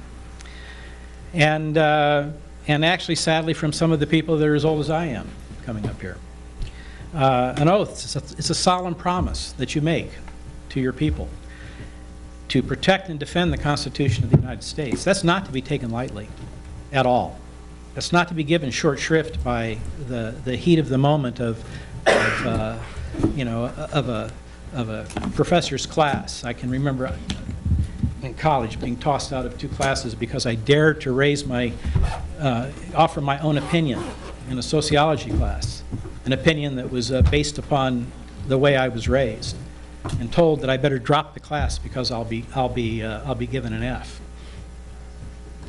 And so it's when you hear stuff that just flies in the face of your common sense and your intellect and your upbringing as an American citizen in America, and it's sad and kind of galls you a little bit. You hear about the concern for money, the concern for the cost. That's a red herring. That's what price do you place on your freedom? What price do you pay to maintain the integrity of your office and of any elected office, all the way from the president, all the way down to you, who all take the same oath of office? We had a speaker up here who said that. Everybody takes the same oath of office. And I don't know, historically, when were oaths of office? When was this oath? When was it enacted? If I'm reaching back into my history lessons, it was enacted after the Civil War. This was an oath that the Confederate soldiers had to take, not elected officials. These were the Confederate soldiers, the one who had split off from the Union. And before they could be, quote, repatriated, okay, they had to take that oath to protect and defend the Constitution of the United States that just defeated them. And these were Americans fighting Americans, okay? So to hear that oath being demeaned and to be given short shrift by people who should know better, at least of my generation, it sets a bad example for the young ones. I mean, I know where they're getting it. I mean, they're being taught by the progeny of the same professors that tossed me out of class when I was in college. Regarding SB 54, you know, there's only one beneficiary to that law, only one, and that's criminal, illegal aliens. It's not, you know, apart from the crime that they committed entering the country illegally, these are not immigrants. These are, if you want to use the word immigrant, you can use it, but put the adjective before it. They're illegal, okay? And that has a meaning. And I hear the word of law, the rule of law, all this stuff. You have that. And who enacted this law? You know, I sat there and watched a video of the Speaker of the, or the President of the Assembly, Mr. De Leon, bragging that unless we pass this, half his family is here illegally and they'll be deported if we don't. What is that all about? I mean, you know, if somebody wants to talk about motive and being self-serving, look to the author of the bill and watch his video. Okay, just watch the video. Google it. You'll find it. And about this, I watched the roundtable meeting, and I hear this this animal comment, again taken out of context, talking clearly about the gang MS-13 and how they ripped the hearts out of their victims, cut their heads off, and he's referring to them as animals. You were all there, you heard it, but it's again the ones who haven't watched it, they follow the line. Thank you, Art. Point. So keep up the good work. The people are behind you. The people that vote here, that put you into office, are behind you. And hey, if you're not, guess what? If they're not, guess what? You'll be out of office in November. So don't worry about it. Thank you, Art. Okay. Anybody else want to speak at public comment? Seeing none, I'll go ahead and close oral communication. We'll go into a real quick council announcements. Who would like to start? Councilmember Murphy? Oh, sorry. Yes, me? Either. Yeah. Okay. Was able to attend the St. Isidore fundraiser. In fact, I actually won a bike and a helmet at the auction, neither of which have been used yet. Was able to go to police appreciation. And Chief, I hope you've passed along all our private sentiments for what a great job your crew has been doing. Was also able to attend the inaugural Civic Center Ad Hoc Committee meeting. A real resume builder there. And as we start the process of getting this complex figured out, and was also able to attend the Mayor's Select, where we got to vote on various positions that are very important without the county. I would like to, on a personal matter, I would like to ask the city manager to consider a homeowner/tenant bill of rights for living next door to a construction site. Nobody should legally have to be able to put up with what we're putting up with right now in my house. Construction starts at 7 in the morning. The house literally shakes, let's say, every once a minute for 8 hours a day. There's no recourse. All my neighbors are coming to me, hey, you're on a council, what can you do? Nothing. They're within the law.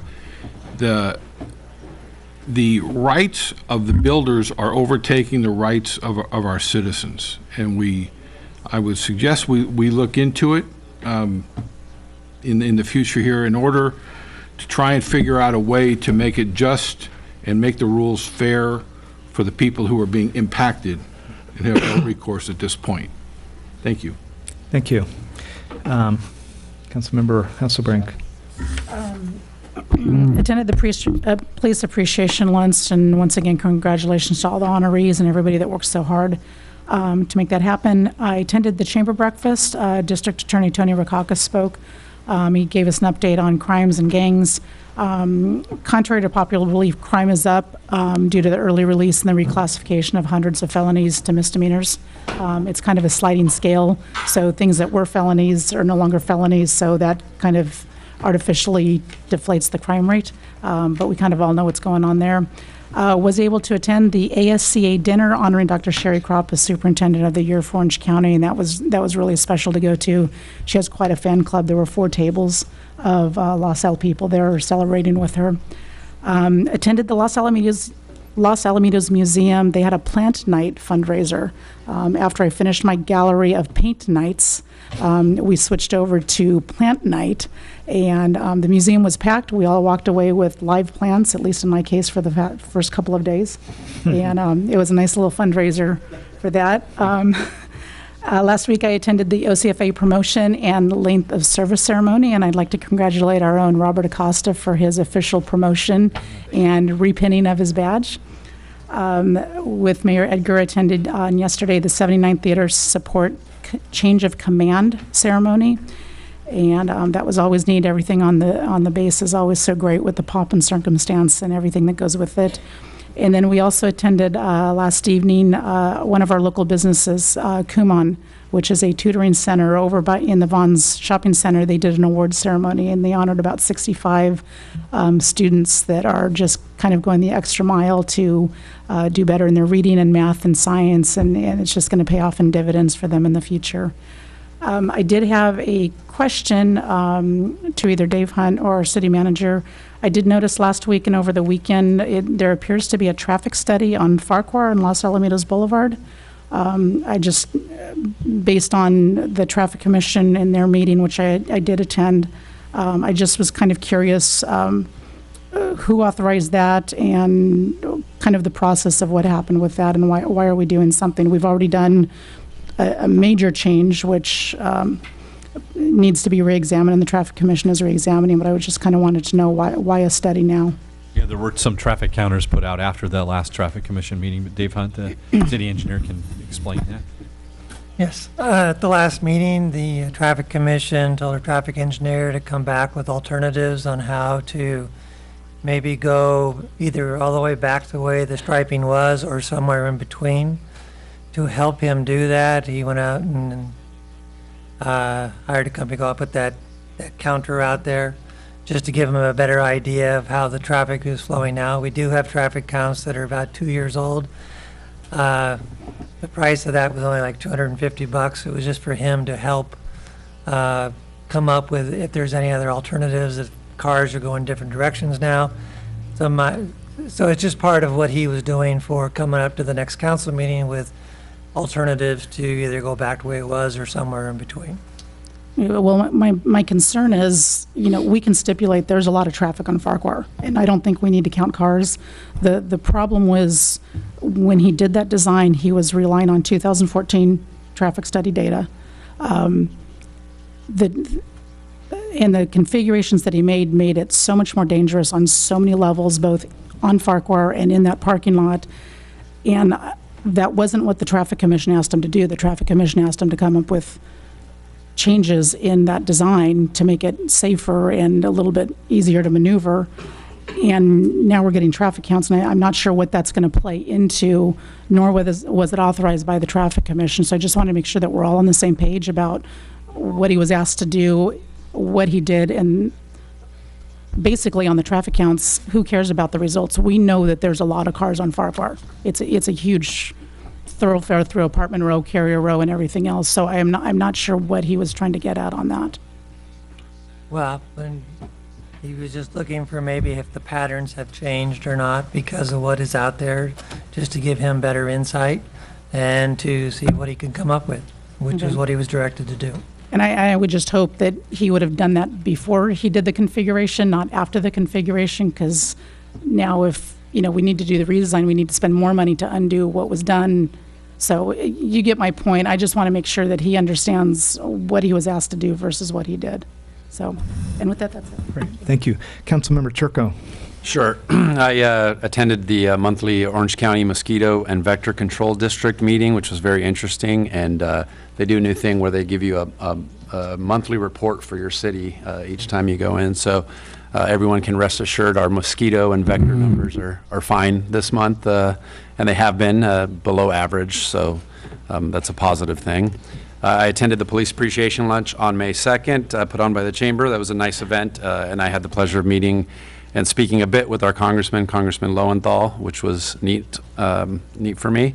And speaking about police, or talking about police, I called Chief Nunez after the last City Council meeting. We had a lot of protesters and people here, and it was unbelievable how they kept everyone under control. And so I just wanted to publicly say thank you to you and your department for making us all feel safe up here during a somewhat rowdy meeting. So thank you. I also participated in our Budget Standing Committee meeting along with Councilmember Hasselbrink. That's it. Good. Thank you. Mayor Pro Tem Kusamoto. Thank you. So I attended the Ad Hoc Civic Center meeting with Councilmember Murphy, and it was a first step into, I thought it was a very productive meeting, and I'm kind of excited about seeing some of the next steps. I also attended the Police Appreciation Luncheon, and that was a nice event. And then right after that, I had to leave for Indian Wells to attend the SCAG, the Southern California Association of Governments General Assembly. And the thing, we didn't have to bring anything back to this council for direction because it was really more of an administrative kind of motions that were voted on. And one of the things that was really interesting, a lot of us were opposing some changes to the bylaws that would enable former SCAG presidents to be a ex officio type board, a body, but there got to be some other issues and concerns with that. So it actually got tabled by Orange County folks, and some of the other cities had opposed the motion the way it was written, and kind of wanted the regional committee to actually work it a little bit more. So that got tabled, and we'll probably see it next year. I also attended the St. Isidore fundraiser, and that was a lot of fun. And of course, the White House visit, which was quite humbling and not something I would have ever wanted to do, but I know that this issue is very contentious, and despite what people might think, that's not something that I took this on to have a White House visit with the president. I do this out of duty and out of conviction for what I believe is right, and as I think a speaker of the member of the public has said, come November, if I decide to run again, you'll have your chance to put the referendum out, whether it's supported or opposed, and I'll certainly accept that if I should decide to run. With that, back to you, Mr. Mayor. Excellent. Thank you. Yeah, very busy last 3 or 4 weeks. We had on Saturday the 40th Infantry, basically a farewell ceremony. So we had troops leaving to go to Kandahar, Afghanistan, and they basically had the ceremony with their family there on Saturday, and then the next day had to get on the plane and start heading over. Pretty emotional when you see all these families trying to spend the last few minutes with their loved ones as they're getting ready to go over there. They're actually replacing a group that we sent off about a year ago that'll be coming back in June, where we'll have a big welcome for the group that was over there from the 40th Infantry. And so I want to thank Brigadier General Smiley. He's the leader of that group. Had an opportunity to talk to him after the ceremony, and I really as a community, I hope that we will all pray for them and keep them safe over there while they're in harm's way. Went to the 79th Assumption of Command with Councilmember Hasselbrink. It was a great event. Master General Pulser is a friend of the community and a really good friend of Councilmember Hasselbrink. He lives over on the base, but really the 79th Sustainment Command is a really important command that's actually grown from about 150 people to it'll be over 500.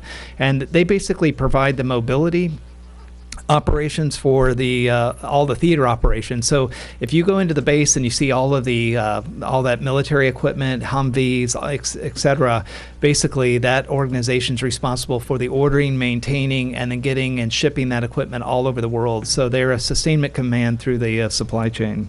And again, I wanted to thank them for everything that they do. Last night had the Kumon Awards ceremony. I just wanted to thank there was about 39 kids that won the Mayor's Award.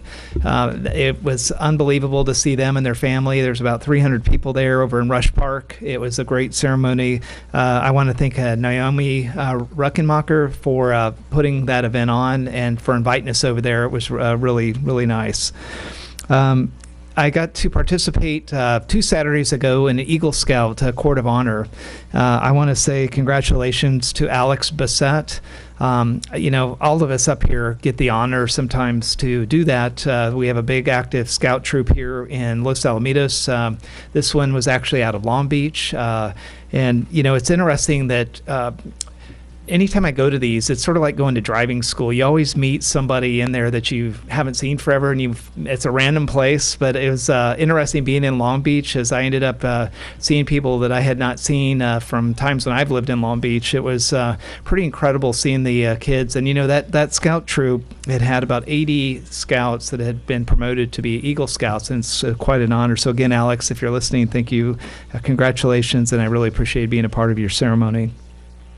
I was participated at Cal State Fullerton. They had the Donate Life. So if you remember, about a month ago, a gal came for your driver's license to select organ donation and tissue donation. They had literally 14,000 people show up at Cal State Fullerton to do the 5K run there, and it was really well attended. There was council members from Santa Ana, from Anaheim, from Cypress, our city, a couple other cities. It was really good to see all the support out there. And then I got to join most of the council members as we were celebrity 21 dealers at the St. Isidore fundraiser. And again, I just want to remind everybody, St. Isidore Church, the oldest building in our community, right over there, not too far away from the hospital off of Catella. Built in 1924. That group that's in there that's doing the fundraising, and they're always trying to look for volunteers and help. They were able to raise money and actually convince the Orange County Diocese about 3 years ago that to buy the property from the diocese that had been closed as a church about the late 90s. They've renovated it. So when you go over there and you see what's going on, they have some of the most unique and historical antique glasses in the windows. If you go over there, it's sort of like going to a museum. If you could take a look over there if you ever get a chance. And, the comments that I'll have for the trip to Washington, D.C., I'll wait for the staff report when it comes up. With that, I'm going to move on to the city manager. Thank you, Mayor, City Council. Just want to thank the police department. Good police appreciation lunch, and your assistance in the last couple of meetings was just great, keeping things in order. Appreciate that very much, and if you can pass that along to the department.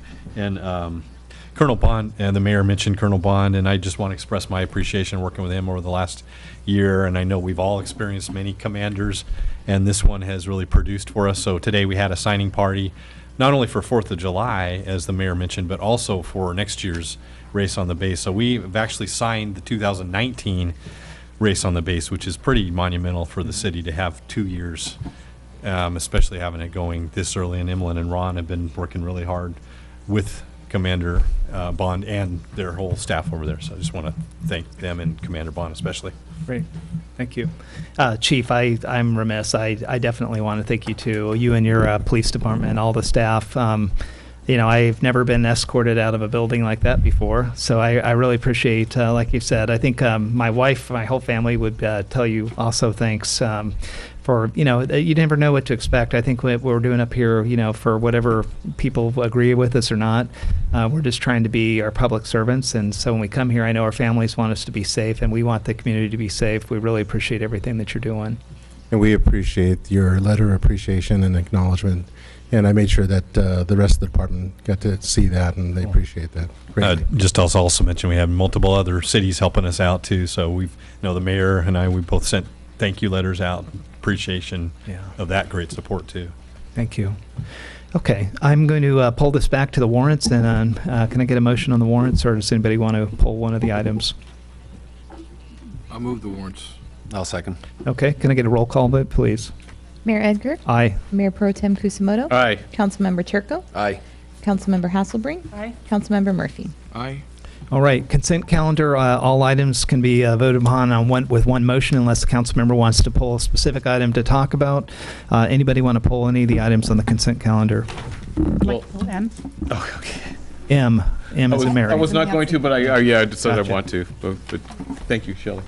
Okay. I'll move the balance. Okay, let me just make sure that was one that I wanted to pull. Yeah. Okay. Anybody? I'll second. Oh, yeah. Okay. Yeah, you're good. Yeah.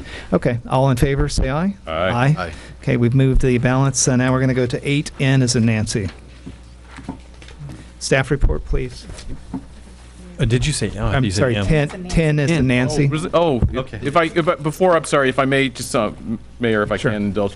I was not going to pull M. I thought that's what Councilmember Hasselbrink. But I do want to say I am supportive of M, and I want to at least acknowledge the staff that's here from OCFA. Chief Zeller, Jim, could you stand up and at least, I thank you for being here. Yeah. And I know Chief Acosta, you helped with this report, the consent calendar M, and it very, I think it certainly wraps things up for me, and I appreciate the, the effort to put this together. And really, this was that question, should we stay with OCFA or not? And, I'm very supportive of what you all did, and I think the staff report speaks for itself. Thank you very much. Yeah, thank you. And just out of a point of order, is there anything else you want to? Okay. No, just I wanted to acknowledge that staff is here from OCFA. Yeah. Hey, you guys, thank you so much for coming down here. I wish it was more eventful for you. Yeah. I know. I thought you would be too. Yeah. I'm good also. Thank you. Good night. Thanks. Yeah. Drive safely. Okay. So now 10N is in Nancy. Thank you, Mayor and City Council. We put this item on the agenda mainly to seek the council's direction and support in adopting a resolution, primarily with the city manager, myself, working with the North Service Planning Area, which is 13 cities in North Orange County that are working to solve the homeless issue. And we've laid out, the city has been has done a lot of due diligence, and we wanted to include that in the background of the staff report. This is a work in progress. We met last week with the North cities, the 13 cities that I just mentioned. I think that our region is making significant progress. We're broken into 3 regions. Judge Carter, who's the federal judge that's in charge of, basically is taking control over trying to help solve the homeless problem in Orange County. He has divided the 34 cities in Orange County into 3 different regions, and we're one of the 3 regions. And I think our region, I feel really encouraged that the 13 cities are making significant progress. We specifically in Los Alamitos, we're working with the nonprofits. Teresa Murphy, Amy Lakin, they've provided outstanding information. We're able to show that we have emergency beds available that we feel exceed our needs, no matter what methodology is used in determining whether it's a per capita basis on the number of beds that are required on a short-term basis, or whether it's a model that's based on the city of Laguna Beach and the homeless facility that they have, or the services that they provide there, where they're providing 45 beds and they have a population a little over 25,000. So either formula, we're in really good shape. We've also identified a church, the Good Shepherd Church, that's next to St. Hedwig's in Los Alamitos. There's a program called SHIP that is a service of churches, 18 churches in 4 different cities in Orange County. We've incorporated that into the staff report as well.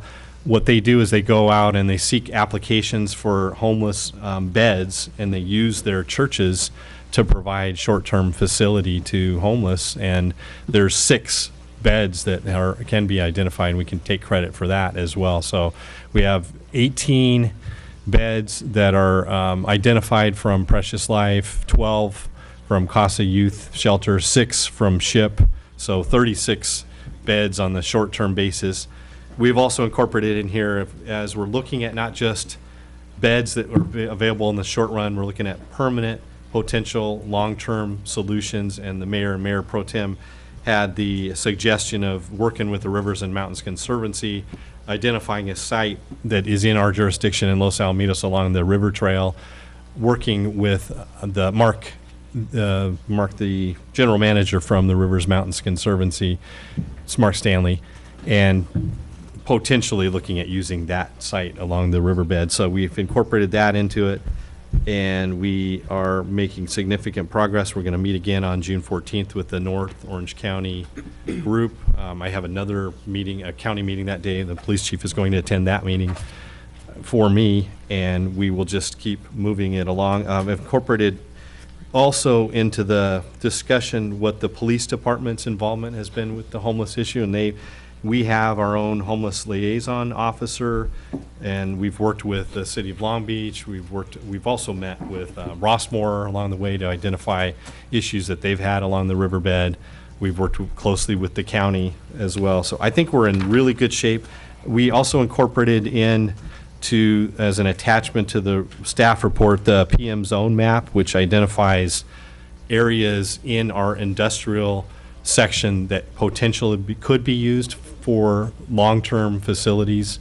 And, that's part of the background that's included in here. So the resolution, it's, like I said, it's a work in progress. As I gain more information from the North group that we're a part of, we likely will bring back more information either as it deals with potential litigation in this area. We would talk about it in closed session, or if we're going to make any improvements or modifications to the resolution, we would bring back to the council. We also could make modifications to the resolution tonight if you see other things that you would like to incorporate into this resolution besides just providing direction to me to work with the region. So Okay.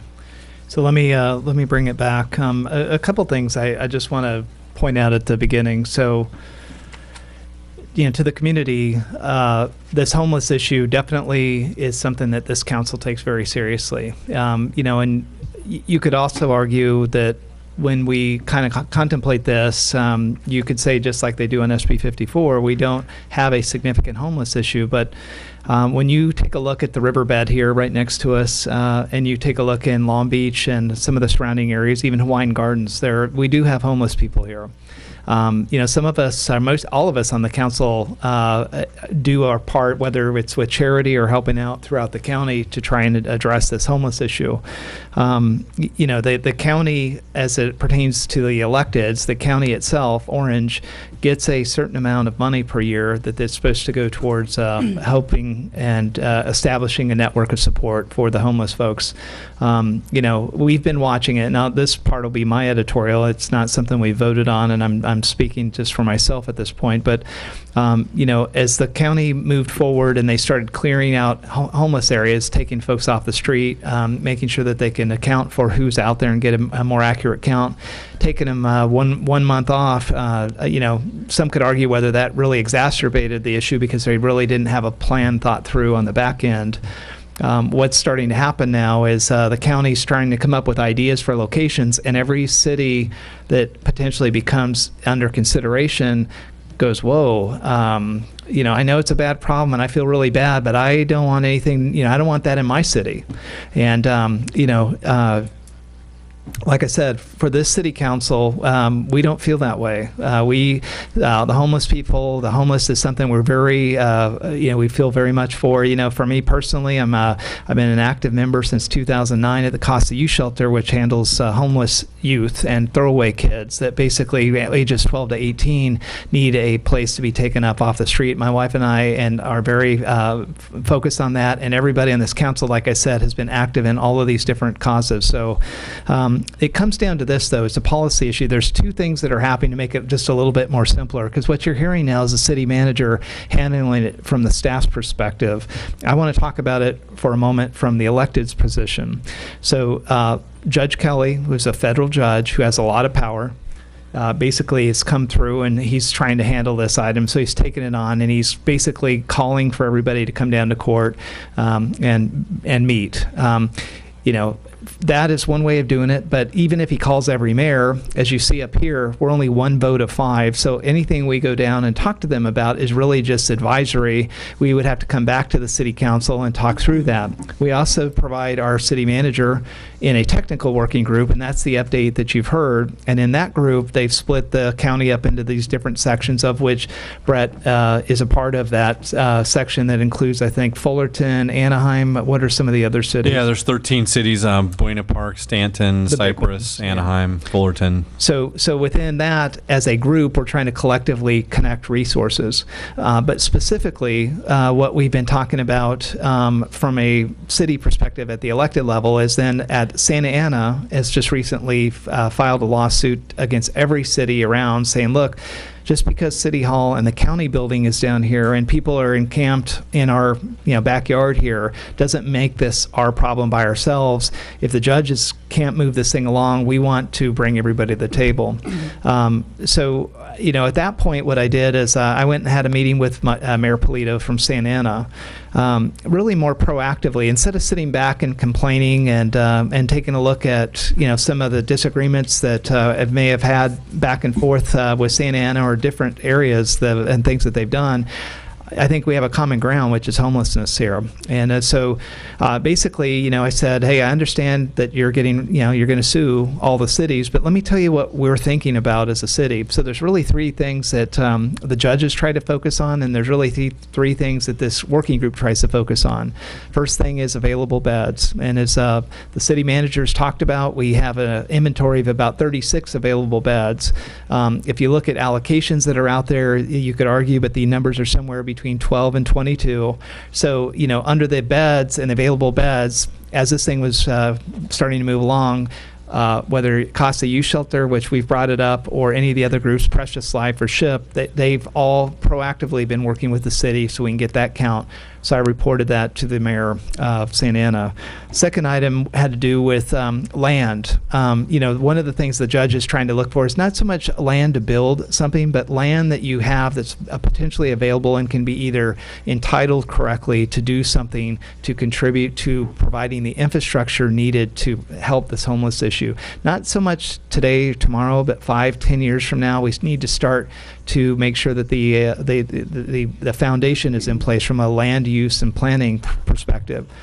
And with that, what we again offered up without taking it to the rest of the council, but just something as a directional idea, is that within the river area where we've been able to be on the Rivers and Mountains Conservancy, that's basically governed between its property actually within Los Alamitos, fairly far down there towards Seal Beach, but it's basically governed by Southern California easement and the LA flood control. So that land is what we use to put Coyote Creek Park in, which you've been a part of or you've seen out there behind Oak Middle School. That conservancy is responsible for potential land use in that area, and they have about 60 to 100 acres of unusable land out there. Let me be clear, we're not out trying to think that we're going to put homeless people in the riverbed, just like they were in the Santa Ana riverbed, but we're trying to find land that can actually be used for support structures, because that land that's actually in the riverbed area, the reason why it's unusable is because you can't put fixed utility out there. Even if you look at our park, putting sprinklers, you can't do that. Putting lights, you can't do that. Putting telecommunications or phone lines in, you cannot do that. So this is land potentially that we could use for warehousing or some sort of storage or a maintenance of facilities or trucks or whatever that they would need to do to utilize that land that we have tried. I tried personally being on the Rivers and Mountains Conservancy for 9 years trying to find a use for that land. Everything from a city hall side deal for public utilities and public works to a parking lot overflow for the hospital, you name it, we've tried everything. So land. The third item was financials. And what I told the mayor is that what I would do is ask through the city manager that the ad hoc working group for the finance committee, Councilmember Churko and Councilmember Hasselbrink, that they would actually take this on as a charter as we get ready for our July 1st or June 30th budget for next year and evaluate our financial capability to be able to do anything possible to add or contribute financially to this process, as we would pay maybe a proration value based on the population or the census of homeless within our area. I would say, because I had the privilege of being on that ad hoc committee, there's not a whole lot there, but I do think that Councilmember Churko and Councilmember Hasselbrink have been very mindful of trying to look for any areas of budget surplus or any way we could reprioritize to do something there. And although it wouldn't be a lot, it's the thought that we really want to try and comply with each of the three areas. I just want to communicate that. I also think it's important, Brett, that when we are a part of this group, I'm also getting a lot of emails from people like, Los Al, what are you doing? Are you doing your part? And we're embedded in this bigger working group, and I've seen some of the public statements that have come out from them, sometimes not even mentioning Los Alamitos. So I think we need to do a better job of making the communication known of what we're doing for the homeless problem. I would like to have you consider putting out some sort of a press release on behalf of the city that talks about the working group, our active involvement in it, our willingness to work with the judge and or Mayor Polito of Santa Ana in good faith to try to address this issue. So I just wanted to provide everybody an update with that, and I'll come back and see if there's anybody else in the council has anything to add. Councilmember Murphy? No, thank you. Okay. Yeah, I'll get back to the I just kind of want to explain the reason that I pulled it. I agree with everything Mayor Edgar has just said about we need to be a part of the homeless solution. My concern is this specific action. I know who's driving it, and it's not the County of Orange, and it's not Judge Carter. This specific action is being run by the ACCOC, which is a lobbyist group that we pay $8,000 a year to work on our behalf in Sacramento. So they're driving this, they're scheduling the meetings, they're doing everything. In fact, they started out with an email saying that they've been working in partnership with the County of Orange executive team. So I made a phone call to Michelle Steele's office, and that is not the truth.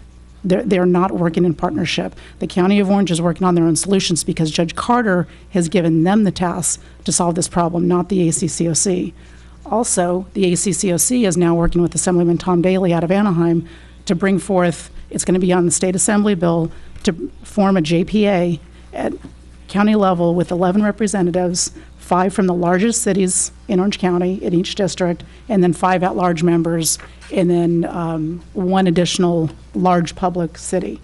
So once again, the state is now taking this and removing our local control, and the county hasn't blessed this. I don't think Judge Carter's blessed this, but we're jumping through hoops and spending valuable staff time to answer to a lobbyist group that we pay to be a part of. So I really just want to understand, you know, who's driving this, truly driving this, because in the staff report, it didn't mention one word about ACCOC. And if we don't be a part of it, are we still compliant? Because the County of Orange hasn't told us to do anything yet. We're doing a really good job doing our due diligence, getting together, finding our homeless beds, you know, so we're ready. But I don't think we're under any authority to have to participate with the ACCOC, and I'm just not sure why we're jumping through these hoops where we haven't been told by the court or by the county that we need to do anything right now.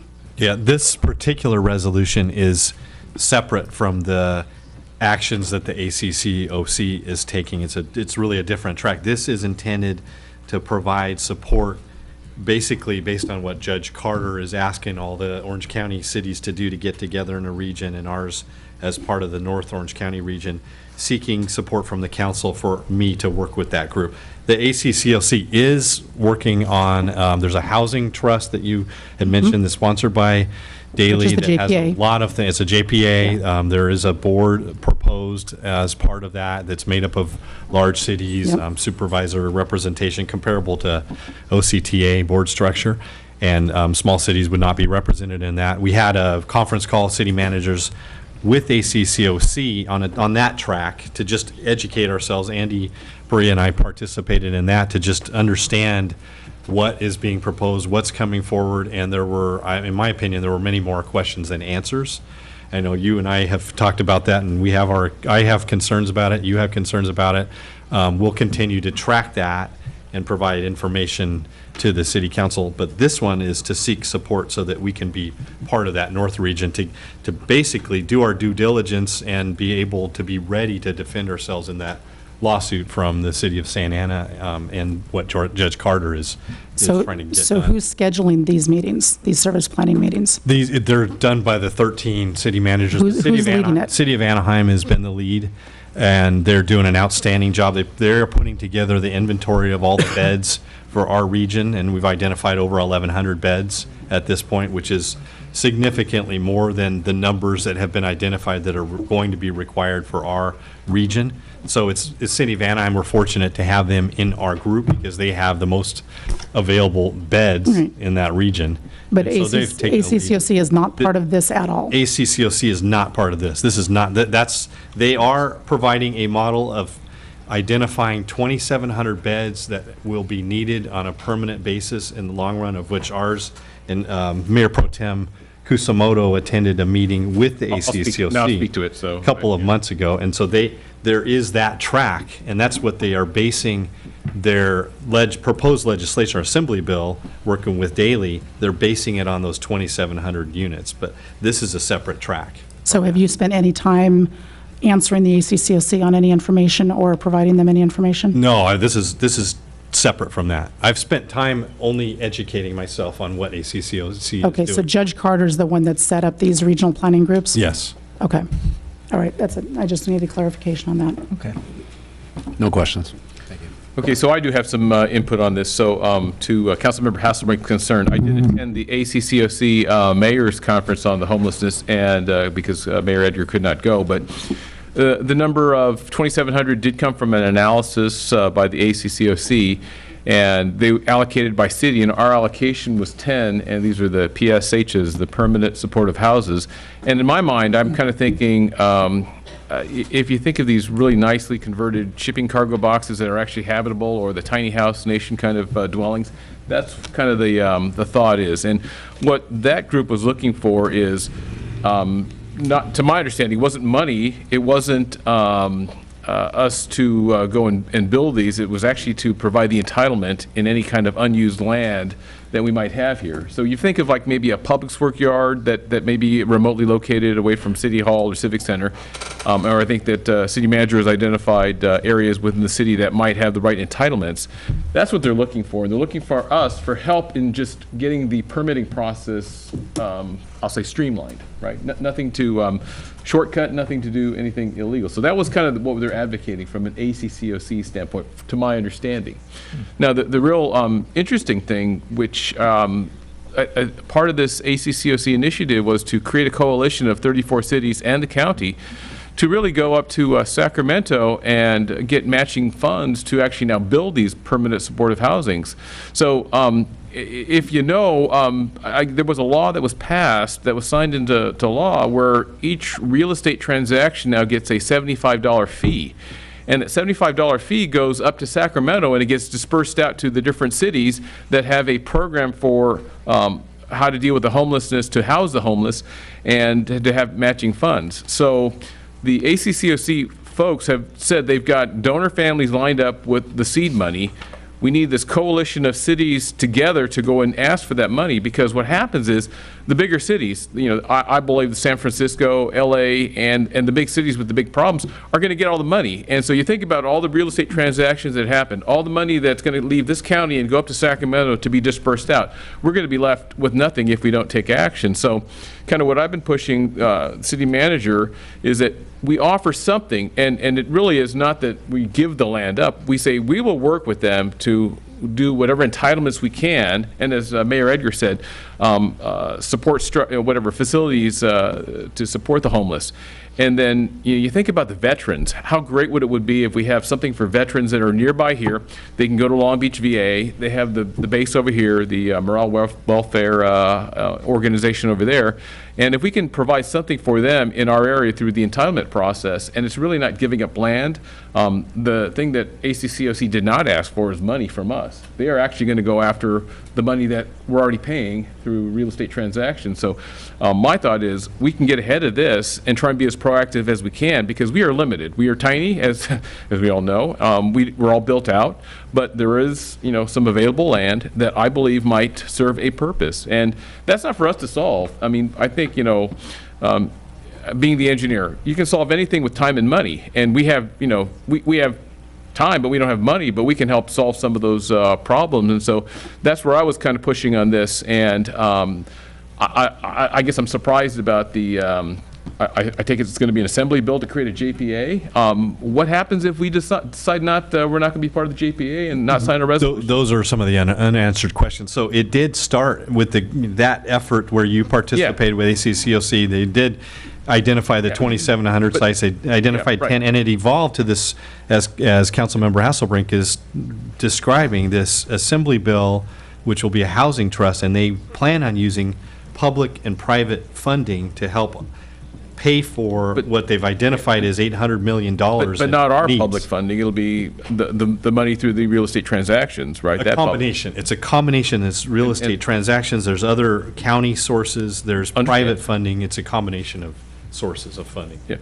But again, a resolution to join a JPA, I mean, what are they going to do? It's like a shotgun wedding. I don't see how they can actually force anyone to join a JPA. Yeah, and that's not what this is. This is not. No, this is not this. But Right. to No, and I mean, I was just, I'm concerned that we have, you know, a lobbyist organization that we pay dues to that are now supporting a JPA without our input. Will certainly have no voice on that board. And we don't know how it will be staffed yet either. I mean, that's several Right, I mean, there's so questions many related what to ifs, staffing. and I don't want to spend a minute of staff time answering any of their stuff because it is now morphed into an assembly bill that's going to be heard in the, was it the Budget and Finance Committee on June 11th?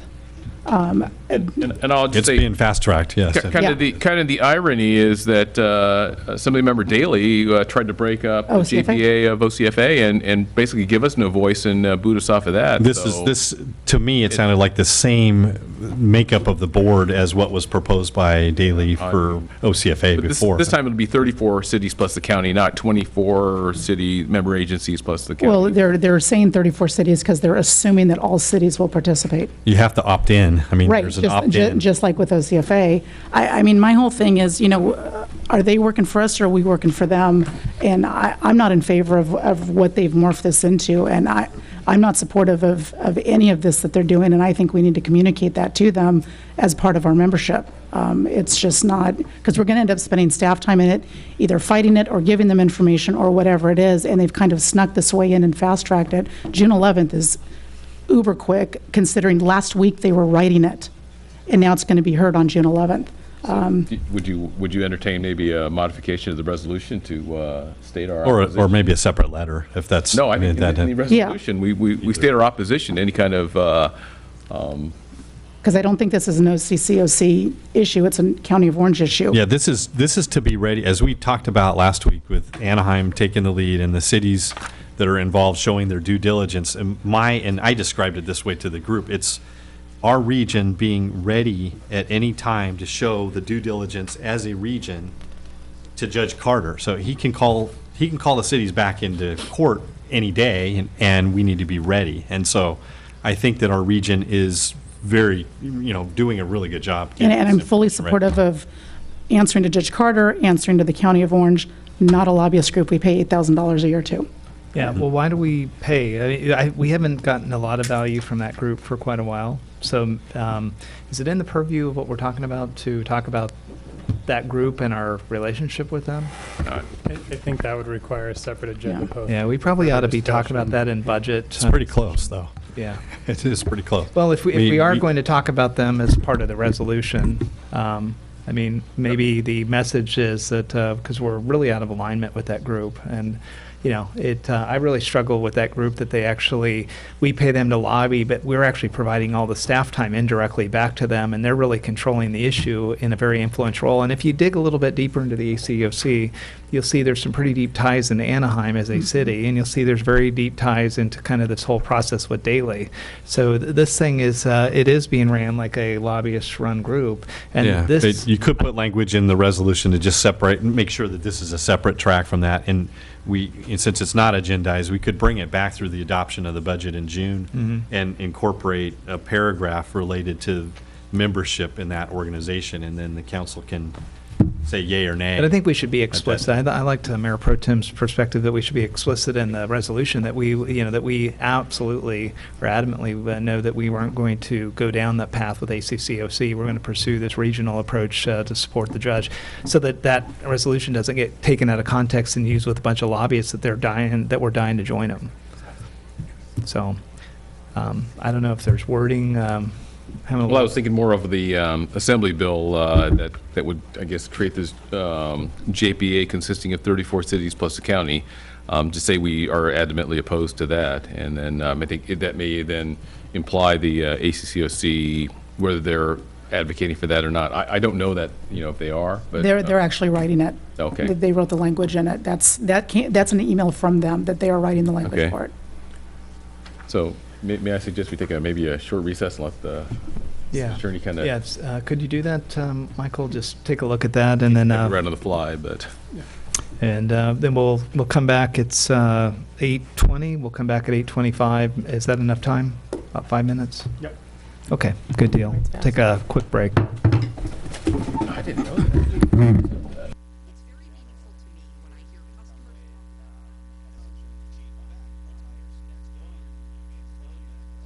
Meeting to order. Thanks, Brett. Yeah, Rich, you have a procedural question? Not about this, when this issue's over. Yeah, great. It's going to be a long night. City Attorney, we're working on the updated resolution. Sure. What I would propose to do at this time would be to add a new Section 3 to the resolution as drafted, and I will read back to you proposed language, and then if you'd like to discuss changes, we can do that. The proposed addition would be Section 3, which would read, "The City Council hereby declares its opposition to current legislative efforts advanced by Assemblymember Tom Daly to develop the OC Housing Trust, a joint powers authority intended to act as a financial and funding vehicle for homelessness, which may include membership from the 34 cities in Orange County." I like it. Yeah. Can I get a motion on that? I'll move. In a second? I'll second. All right. All in favor, say aye. Aye. All righty. Thanks. So that was the end of the consent calendar. And then we got a procedural question. Yeah. Go ahead. Councilmember Murphy. Am I allowed to change a vote on on one of the items here? We would have to open up for reconsideration, so. You had voted the majority. I'm sorry? You had to have voted the majority. Yeah, it was, well, I did. Okay, so I guess the procedural process would be to vote for open for reconsideration. So if that's a motion, I need a second. What are we talking about? I don't think you need to reconsider. I think you can go ahead and open it again and then hear reopen from it? him. Okay. So go ahead, Rich. Okay, I'd like to record a no vote on K. The bond issue. On a personal level, I don't vote for any state bonds, and I really don't want to do it here. I just don't like how they spend our money, and I don't want to give them any more than I have to. Okay, so let's, I understand where you're at. We put this on the agenda. This is a resolution to support Proposition 68 for the public, just so they know this is item K. So, City Manager, just a quick update, since Councilmember Murphy gave a reason that he isn't supporting the bond. How did this get on the agenda? I'll give a quick update, and then Emmeline can correct me if I'm making miss something. This is we're just requesting. It's a resolution requesting support of this bill that's coming forward that would provide funding to the city of Los Alamitos in the amount of $200,000 that would go toward park improvements. Did you get that right, Emmeline? So when you said a bill, but this calls Proposition 68, that's the current proposition on the ballot, correct? Yeah, yes, it's Prop 68. So I said bill. It's a proposition that's on the ballot. On the June ballot. Okay. Supportive of the proposition. Okay. With that being said, does anybody want to make any other comments regarding this bill? Or this proposition, I should say. Okay, since we've pulled it, I guess we'll go for a vote at this point. So can I get a motion? I'll move. Second. Okay, all in favor? Aye. Aye. No? No? Okay. I'll sleep better. Okay. What I'd like to do, I think what first we are on to council discussion items. We have a couple items on here. We have the Los Alamitos Boulevard Median Project, the public comment time limits, and the Los Alamitos takes part in a Trump Sanctuary State Roundtable. That ought to be fairly short. So if the council's okay, I would just like to move that up. Mayor Pro Tem Kusumoto and myself went on a trip last week to Washington, D.C. The reason why I put this one on the agenda is that we also have a closed session to address response to the ACLU lawsuit. And so really when we went on this trip, we went to this roundtable to participate and kind of provide input from two perspectives. When we were kind of given a heads up that this meeting was going to take place, Mayor Pro Tem and myself really wanted to make sure that we got the most of this. They had told us that we would have 2 to 3 minutes to talk about our perspective, and to also, if we had any suggestions to them on how they could assist us going forward. So, it's kind of a divide and conquer. Mayor Pro Tem took the approach of providing the perspective of what we've done and where we're at, and then from my side of it, it would be for the ask. So if you'll see attached in the staff report is the trip report that we have filed. We want to go on the record and let the community know that this trip was paid for out of our own personal money. We're not getting reimbursed by the city. And, we wanted to make sure that we were fairly representing what our perspective was. We had a really good meeting. It's very public. We also had an opportunity to do a lot of other activities, of which we just want to take a few minutes. And, and again, I just want to take one moment. We were very welcome to hear a lot of the public comment that came in.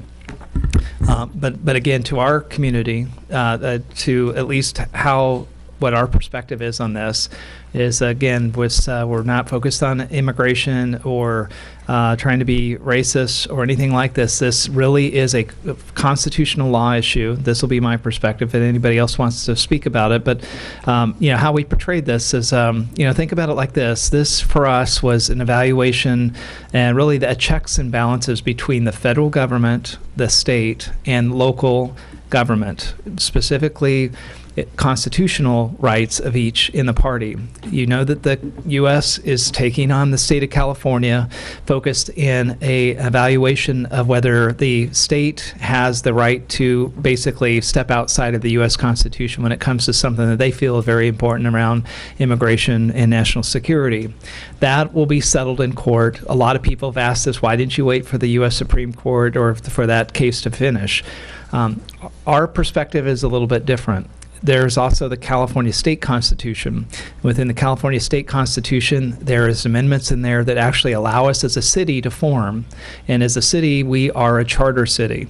And the provisions in the California Constitution basically allow for a charter city, which Los Alamitos is, to do really two very important things. They allow us to raise taxes on our citizens to make sure that we can basically raise a general fund. And probably the second most important item that they allow us to do is to establish a police force. That is an express right in the California Constitution for charter cities to constitute a police force, set priorities with the police force, raise general fund money to be able to do that. So a lot of people say, well, why did you guys get involved with this? You don't have a jail. The conflict is that even if you heard some of the speakers tonight, what they said, their comment was that basically, and you'll hear Governor Brown and Becerra say this, is that the state of California takes exception for the use of their law enforcement to work with U.S. federal officials. And where the city, Los Alamitos, takes exception is it is not their law enforcement. When they say law enforcement, the only law enforcement that the state of California is responsible for is the California Highway Patrol, and whatever they want to do with the Highway Patrol, they can have local control and take care of it. When it comes to the California and the state and the charter for the city, we use our taxpayer money to establish a police department and set a priority. When we say we have sworn an oath to the Constitution, what we're saying is that as a local jurisdiction that is chartered in the state of California, that's got an express right to tax our folks and an express right to guide our own police department, we take exception from the state of California to step in the middle of this and say this is their police force, and they're going to tell us as a city, losing our local control, what we're able to do and what we're not. So from us, when I keep saying it, it's a constitutional issue, and it's not, I'm not focused on being anti-immigrant or any of us. What we're talking about to educate the community is we're talking about constitutional law. The other clarification I want to provide, and this is something that we really got to highlight with Attorney General Jeff Sessions, was a lot of people ask, why do you guys want to have money? Why are you asking? You set up a GoFundMe page. Now you're asking the federal government for assistance. We're in the middle of a lawsuit right now with the ACLU. The ACLU is suing us, saying we basically, they're not saying a lot about, though they're saying a lot of things. There's 30 pages of a lot of things they're saying. But the legal matter specifically is that as a city, we don't have the right to do what we're doing and say that we're not going to honor what the state has done. And they're asking us to declare basically what we've done illegal and to move on. And from our perspective, like I said, as we go through this process and we talk about why do we need money, as a small city, we will fight this lawsuit right up to the point we can't fight it anymore because we can't afford to. This type of lawsuit with the ACLU will go down a lot of different paths, but it will be, right now it's in the Orange County District Court here locally, and then it'll eventually end up, if whatever the outcome is, it'll work its way up, and it could work its way up all the way to the state Supreme Court, and it could work its way out of the state Supreme Court because it's a issue that can have to be adjudicated at the federal level. The reason why this is such an important issue for Los Alamitos, an important issue for even all the cities in California, is that this issue has never been determined as a case law issue yet. There is no case law on the books that tells anybody what the guidance is or whether we as a charter city have the right to do what we've done. So when I say I'm out there talking about asking for money, it's not because I'm asking for money because I want to be really slick and we're trying to get us to a place where we can settle with the ACLU, because believe me, we've got the smartest people on this council. We'll find a way to go right up to the point we can no longer afford to do this, and my commitment to the community is we will not do this and make ourselves bankrupt over this issue. But what I will also do is I'll ask the nation who has offered to help to be a part of this, go to the GoFundMe. If you're interested, help us. And what we did with President Trump last week is we specifically asked for any assistance and support from the U.S. Attorney's Office and the U.S. Attorney General's Office specifically to assist us. And the reason why I'm asking for that is we have no issue. We have planned as a council to be able to make it so far into this lawsuit. But if the U.S. or the federal government wants us to go the distance to make case law, we can't afford to do that. That's not something that we are prepared for as the little city, to be symbolic for the state of California or the U.S. government to defend this on a constitutional basis. So I just want to separate the community so that everybody understands what we are really trying to do here, and also realize that we are reasonable and we're balanced and we're mindful. And it took us many years to develop a reserve of $8 million, of which will not be spent unequivocally on a lawsuit on a very important issue. So, with that, just a real quick update too. I'm going to ask Mayor Pro Tem Kusumoto to talk about the experience, but I would say that, in general, I think that the meetings were really good. We did what we told the community we were going to do. We gave them the perspective and we made the ask. And, when you make the ask at that level, I don't know if you've watched it, but, it was a little bit of laughter in the room. Like, I can't believe they're actually asking. But afterwards, the president looked over and said, hey, you're absolutely right. We need to try to help these guys. He turned to the Attorney General and said, this is something that we should probably try and help them with. When he left the meeting, I had another discussion with him as he was getting ready to get on this helicopter. He asked me to get back with the Attorney General. I met with him afterwards and his chief of staff, and they've basically committed to meet with us further. We also, knowing that we were going to be there meeting the President of the United States, Thursday night through Sunday, we worked all weekend to put together legislative meetings with 8 Congress folks that we needed to meet with, specifically around appropriations and the Judiciary Committee, because we knew that if we made an ask at the highest level of the executive branch, we would need to go and follow up at the legislative side to actually make sure, 1, it's legal through appropriations, and 2, make sure that if Attorney General Sessions had any idea of how to help us, that he would have to go back to the Judiciary Committee to actually have these discussions further. So the following day after the meeting with the president, we met through 8 of these meetings, and it's in the trip report. Everybody can get an idea. We also went and met with our Congressman Lowenthal. He was very respectful to us. He came right out off the chute. I'd be public. He had a bunch of people in his office to make sure we towed the line on what we talked about. And he said he appreciated where we were from. But, he said something. He said, Mayor Edgar, is something I really appreciate. I came to that police appreciation lunch with Chief Nunez the other day. And, you came up to me, and a bunch of your council members came up to me and said, look, we know that this is an issue that's a tough one for him. We know he's not completely agreed on this issue, but he is our congressman. We are used to working in a bipartisan fashion because in the long term, we are not partisan. We are not Republicans and Democrats when we sit up here. We are city council members that have to work with both sides. And he was very appreciative. And he was very appreciative that when we went there, that we took the time to meet with him, give him an update, the same update we'd give every other congressman on the Republican side. We also met with Lou Correa, another really good friend of our city, somebody that's been very supportive to help us out on the base, help us at the sanitation district, a Democrat. On top of that, we were able to get really good meetings going on the Republican side. And like I said, we met with the Judiciary, one of the key committee members, and one of the committee members that leads up appropriation. Both of them are getting involved. We have a meeting tomorrow with the Attorney General's office to follow up. They've met with us. We've been sending documents back and forth. I'm very encouraged. I wanted the rest of the council members to know this. This is not stuff that we can literally talk about until we get back in either public to say it here or back in the back room when we have to make some really important decisions on what we're going to do with the ACLU lawsuit. Again, I want to reiterate to the community, we really appreciate the support. I hope that everybody in the community, if you have questions, believe me, everybody else has been able to find our email addresses. I would ask that if you have questions, please send them to us directly. We do get a lot of emails on both sides of this. If they're pretty hostile, I definitely won't respond to that. If you want to have a sane, reasonable discussion, I'm more than happy to respond to that. I really appreciate the community's support. We will continue to try to keep the community informed as we go through this.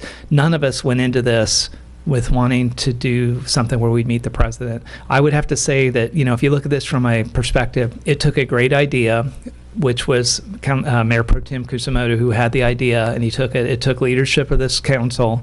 It took a team to be able to stick together and go through this, and it's going to take conviction to kind of keep going. So I just appreciate the community. I hope that you can read through. It's hard to understand. It was hard to understand March 20th, the day after, when it seemed like it was an immigration and a racist issue. But intellectually, bear with us. We want to keep everybody along with us and get down to the root of this. And again, people, if you have questions, please reach out to us and talk to us. We're very appreciative of the support. And with that, I would just like to have Mayor Pro Tem Kusamoto address the community. Thank you, Mayor. So kind of my comments were out there in public, and I know I got a bit emotional and started choking up a bit. And, this has been a very emotional experience just based on the kind of support that I've received via email, via phone calls, and people, and it's on both sides. And I understand this is a very passionate, very, hot topic. And I appreciate the people that called that oppose what I did. And I, would like to use this opportunity to kind of give a little more context. And I think if you heard in the meeting, the roundtable with the president, I did say it was the commandeering of our police force, which is, again, local control. When you consider that, who is anybody in this state of ours to tell, we as policymakers, as appropriators, and, concerned with public safety of our residents, who are they to tell us what we can and can't do? And in terms of what laws to follow. And that was, I think, if you recall when I began this, we have two conflicting governing documents, and I say we need to pick one that we're going to follow. And the extraordinary part, when I look up the ACLU's mission, it's to support the U.S. Constitution. So here we are, a tiny city in Orange County, trying to say we are going to support and uphold and follow the U.S. Constitution, and we're being sued by the ACLU, whose stated mission is to uphold the U.S. Constitution. So this world is backwards, and it's unbelievable. But I think a lot of this has to do with local control. And you just heard earlier about the Assemblymember Daley trying to now maybe enact some bill to take away local control, and then how is he going to force a city like ours, a charter city, to join a joint powers agency that says we will bow to this agency, we will fund them with the general fund, or we will appropriate whatever resources we have. That is the exact opposite of what we're trying to do all this, to resist the erosion of local control. And this SB 54, AB 450, and the other assembly bill, they're all anti-local control. So I just tell you, if this is what the public wants and the voters really want of our city, then I would just submit to you, let's just do away with city councils. Let's just say the state just kind of takes over everything we do, and taxes that we have go up to the state, get reappropriated down here. We will have highway patrol, as far as our law enforcement. And that's not what we want. But that's what I think when I hear the argument saying what we're doing is wrong, people don't realize we're trying to assert and maintain local control. And maybe it's a fool's mission to do so, but as long as I'm elected, as long as I get the, I'll say the election of the people, this is where I'm going to be at. So I think when you consider that, whether you support or oppose. That's where my heart is for local control, and that's what I'm trying to do for the folks. And then again, you look at this council over the 7 years, now my 8th year of serving, one of the things that that we do year after year is support our police with our general fund. It eats up a significant portion of that, but we do that because why? Because that's what we want. We thank God we can afford that. Thank God we've got the resources. We've got the support of the community. Thank God we've got great police officers that are members of the community. How many of us had called and had maybe a 2 or 3 minute response time, which is unheard of in this county, and probably in the state. So we have something that we have paid a premium for, and something that we've maintained. And then for the state to come in here and say what we can and can't do is just, to me, just totally unacceptable. So the meeting with the president was humbling, was awe-inspiring. I said I got emotional.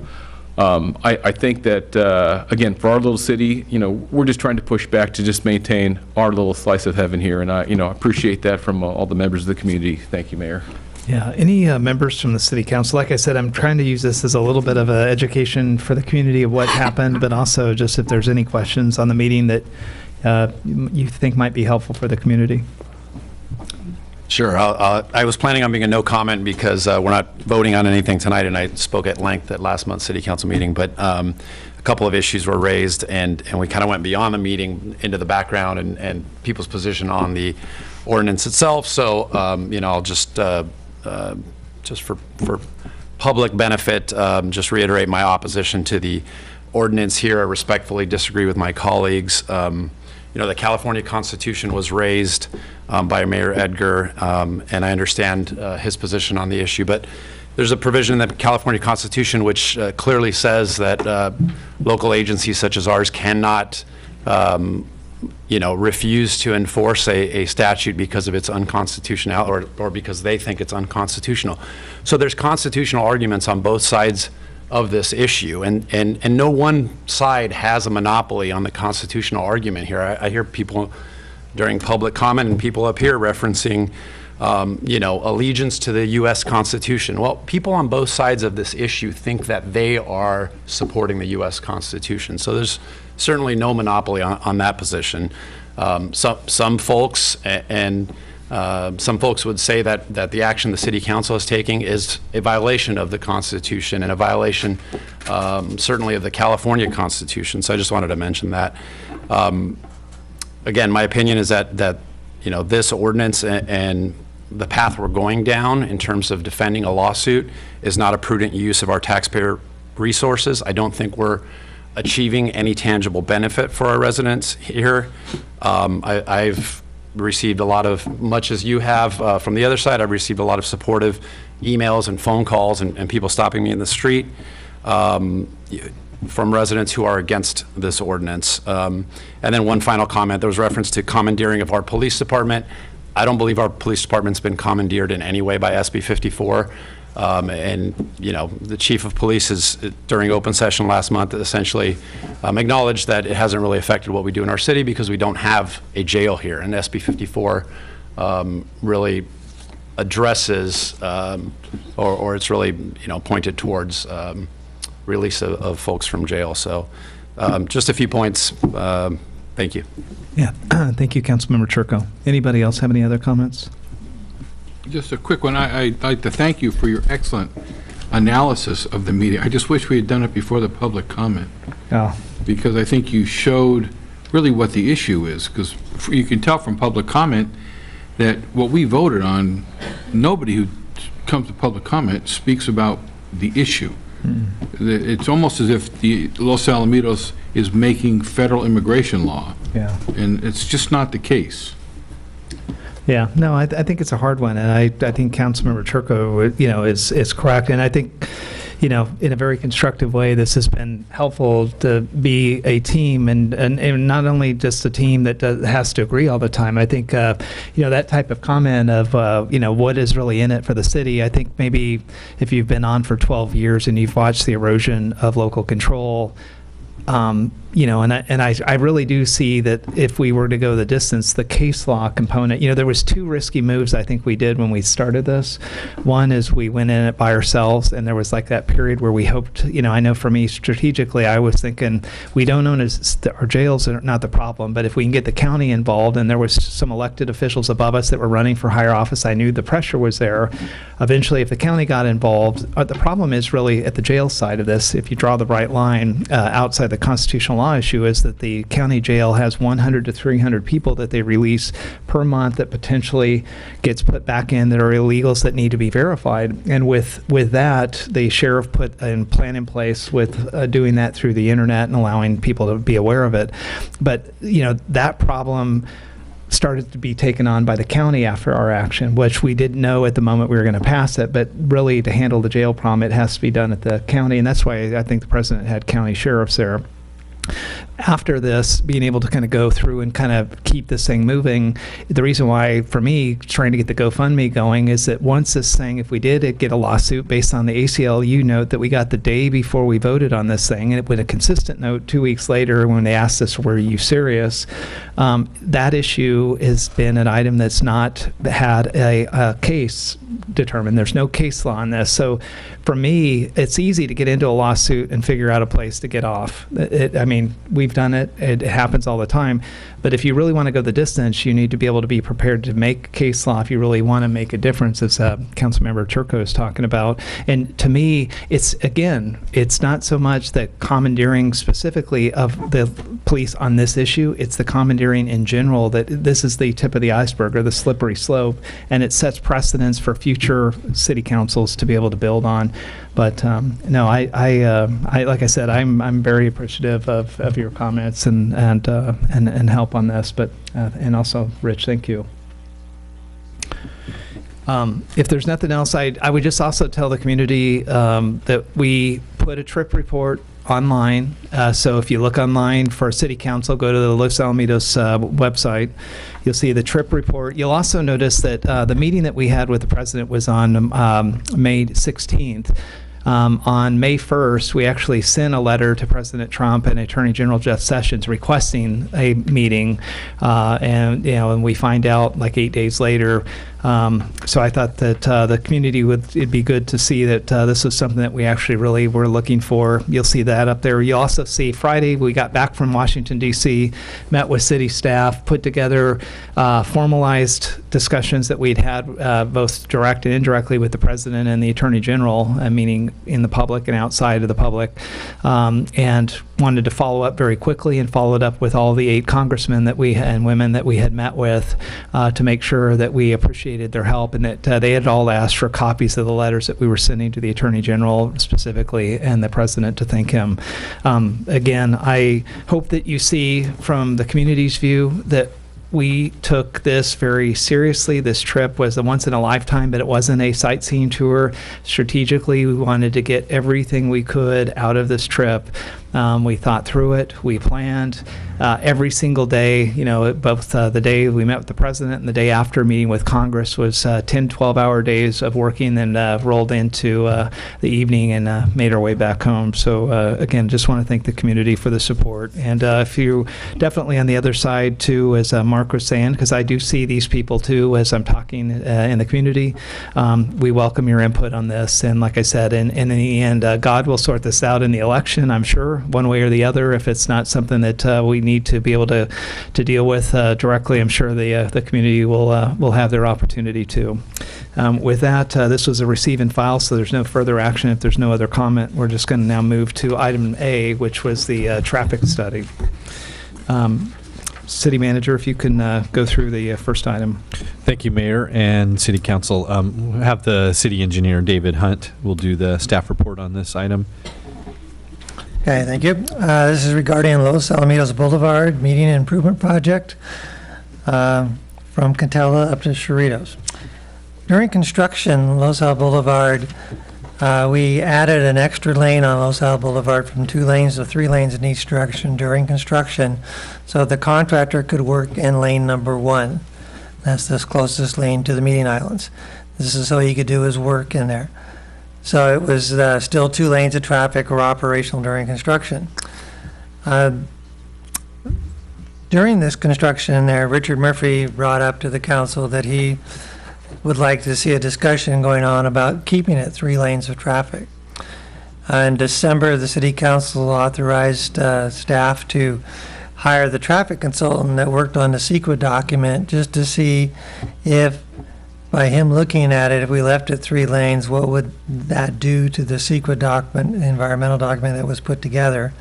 And he came up with the conclusion that it had minimal impacts on the traffic operations and level of service along Los Al Boulevard.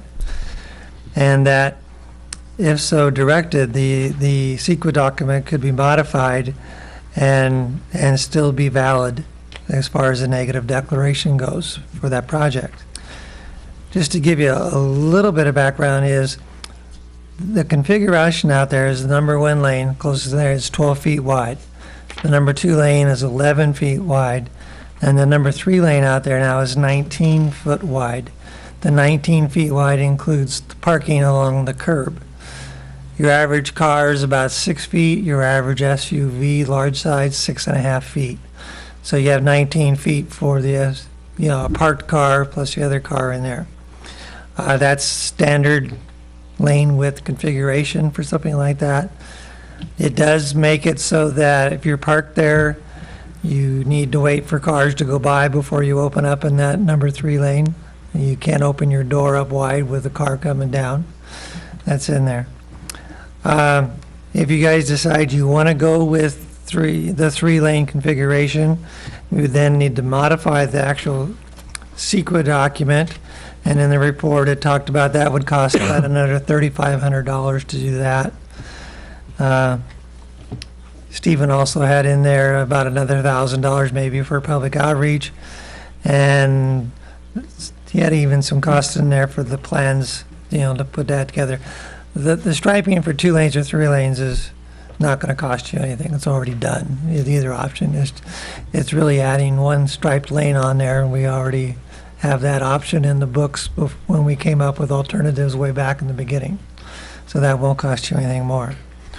So the impacts are minimal. We can do it. It will cost you some money, in the neighborhood of $5,000 if you wanted to go with that to finish up the paperwork on there.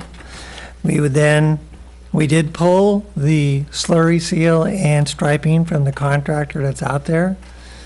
So we would rebid that, and we could rebid that with another street project and make it economical or all by itself. We have options on there to do that. So with that, I will close and leave it for any questions you have.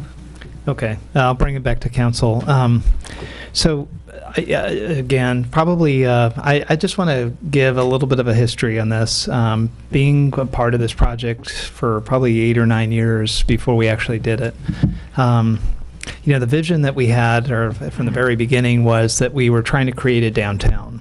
We were really trying to go through the process of calming that area so that we can in the long run, make it a better business area. If you look at some of the stuff we talked about earlier tonight on the CIP plan, which is our construction in process, or that all of the stuff, the capital improvement plan, you'll see 2 or 3 or 4 planning projects that didn't make it into the downtown beautification yet. So think about this not today, think about it 5, 10, 15 years down the road, where if you can envision a bridge over Catella, bringing all the kids in, the families in from Rossmore area into this center section that I'll say would be Oak, and potentially making their way to the high school. Those are kids that probably are at a point that, especially if they're going to Oak Middle School, it would be really helpful to have that age group have a bridge. There's also a bridge plan down by Bloomfield. There's also a bridge planned out down by the high school. But let's say that we didn't get all those bridges. We also, a big part of the project that we didn't do yet was the actual kicking out of the sidewalks. So if If you look through the early designs of this process, what we were hoping to be able to do was to, it was called a beautification in a business district, is we wanted to make this to be more of a business-friendly area where these businesses would be able to expand out into the street area like you would see in some of these cities where they have a more active downtown. I think the brew house took that out as, if you can envision, that's really what we'd hope to be able to do, is to use that type of an example up and down. The businesses that really were anchored on the boulevard were really Kathy McNally and her lighting business, which were kind of home furnishing and commercial furnishing of electrical supply and lighting, and Ganal Lumber. What we'd hope to be able to do is like Shenandoah, some of the big restaurants, the new Wahoo Fish Taco that's going to be coming in where Provesa was. We'd hope to be able to get a good balance of businesses in there that would be service oriented. And then you've seen that big old mound of dirt that's there on Los Al Boulevard, where the old property there in the corner that's been a vacant lot forever. That's going to be in 6 months. You'll see a hotel there.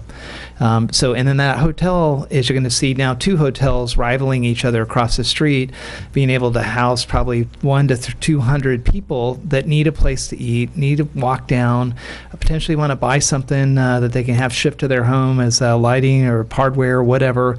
But really the bigger vision for that, and it's not too far off, is to be able to then make the next step from a city's perspective and invest in the infrastructure of the sidewalks. And to make that more user-friendly. So we started from the inside out. A lot of people say, well, hey, if this is a downtown redevelopment project, why didn't you guys go and start doing all the buildings?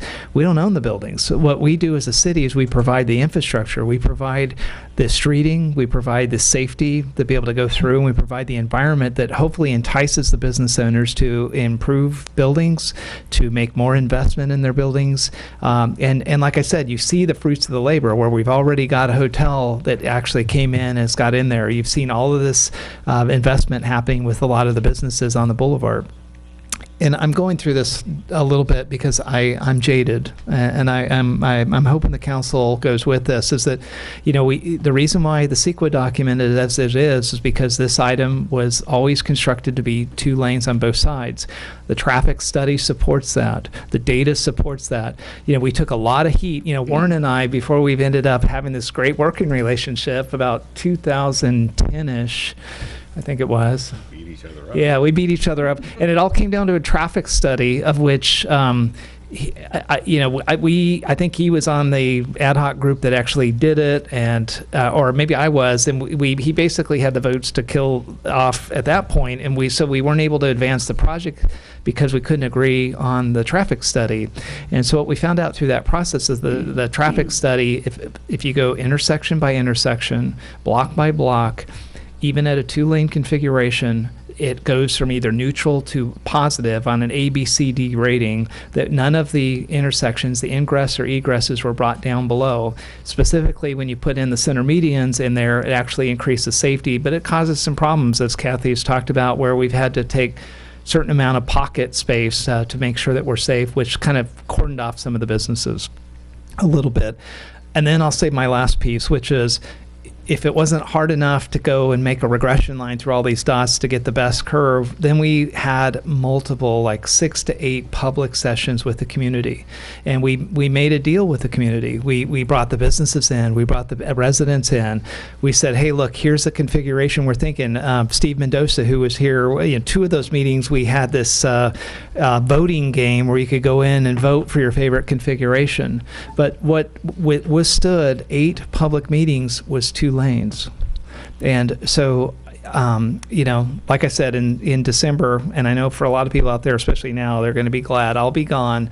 But I think that when that happens, there's definitely something that I hope that, this project for me is something that was really important. It's something that it took 10 years to put to rest, and it's still not done, but I'd hate for us to cut the vision short, because I think once we make the 3-lane, right now we think, oh my God, it's the greatest thing. But I went over by Kathy's shop to go over, I had a relative in town. I had to go buy something. I parked on the right of way, and it's kind of dangerous when you open up that door to try to get out of your car. And I was thinking to myself at that point, this is not what we had envisioned to have this downtown, which is a really nice looking Indianapolis 500 route through there to keep a bunch of these people flowing through. So City Council, I would just ask for respectfully your consideration that we try to go back to what the original vision was for the 2 lanes. And I know that there's people in the audience too that will want to speak on this. Maybe what I should do is probably open it up. So I'm going to stop my comments. Anybody in the audience want to say anything before I turn it over to the rest of the council? Shelley Henderson. I'm editor of Orange County Breeze. I also happen to be the chair of the Los Alamitos Area Chamber of Commerce, but what I want to make clear that I'm speaking as editor of Orange County Breeze and a local business owner rather than as chair of the Chamber of Commerce. If you have a business, as I do, on Los Alamitos Boulevard, you know how fast the traffic flows. I don't like walking north on Los Alamitos Boulevard from our office up to the intersection of Catella because right next to the bank there, the sidewalk gets very narrow. And it gets really thrilling with the people coming up there and zipping around the corner. The 3 lanes, people are driving faster than they ever were before. It's great. Traffic flows. Except if you are a business on the boulevard, you're seeing all those cars go by. Right? They're going wherever they're going, like to the high school or to the casino in Hawaiian Gardens, whatever, but they aren't stopping. And the 3 lanes make it easier for them to go by faster. So my personal vote, and I have a window down on Los Alamitos Boulevard from the 2nd story, is slow those guys down. They go by so fast they have no idea what's even on the boulevard. Thank you. Thank you. Thank you.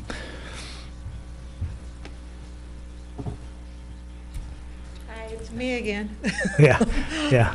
Okay, this is big for me, for it not to be 3 lanes. I have a door counter, so I know how many people walk in from the front door, and it's down 50% from last year. That many people are not coming into my store that used to. That's a lot. I mean, that's 50%. That's a lot of people. Luckily, all my business isn't retail, or I'd have closed by now. We do commercial where people don't even ever come there. But if I had to rely just on retail, I'd already have to shut down. I would. It's that big of a difference. I think it's the speed of the traffic. Well, when it first started, I'm like, okay, well, let's see. I'm not going to be a naysayer until I've experienced it. So the way I go home, I live in Long Beach. So the way I go home is I would used to go down Catalina, make the jog, still go down Catalina, avoid the signal there at Cerritos and Los Alamitos Boulevard, and I would go out by Monte Collins and down out that way. So then after the change, you can't make a left there anymore. So I would go straight across the street, right to that professional building that used to be, right there. So I go straight across the street. I could do it for about the first 3 months. In fact, the traffic was kind of timed where there was big sections in between where they were stopped at this light, stopped at this, and there was some free time where you could actually get across the street. I don't know if the lights have changed, but that pattern doesn't happen anymore. Also, the speed is definitely increased. There's no way. You can't go straight across the street anymore. It just can't, you can't do that. So now I go home down Los Alamitos Boulevard and left. But as you see, I've included the pictures with the accident. Now, not just me, but a number of my employees said that they've had some narrow escapes just trying to get out that they didn't ever have before when it was just the 2 lanes, and I'm already yellow. So, but you have my letter. Yeah. You know what I want, and hopefully you'll Yeah. you'll pay attention. Thank you. Make some changes. Appreciate it. Anybody else in the audience? Seeing none, I'll go ahead and bring it to the council. And Councilmember Murphy, would you like to start? Sure. You know, I brought this up so we could discuss it, and as Dave Hunt said before he threw me under the proverbial bus back there a few minutes ago, that traffic is moving better on the street, but that's not always a good thing. Really haven't heard any positive reinforcement except for one citizen who liked the 3 lanes. So, you know, I think we've looked at it long enough.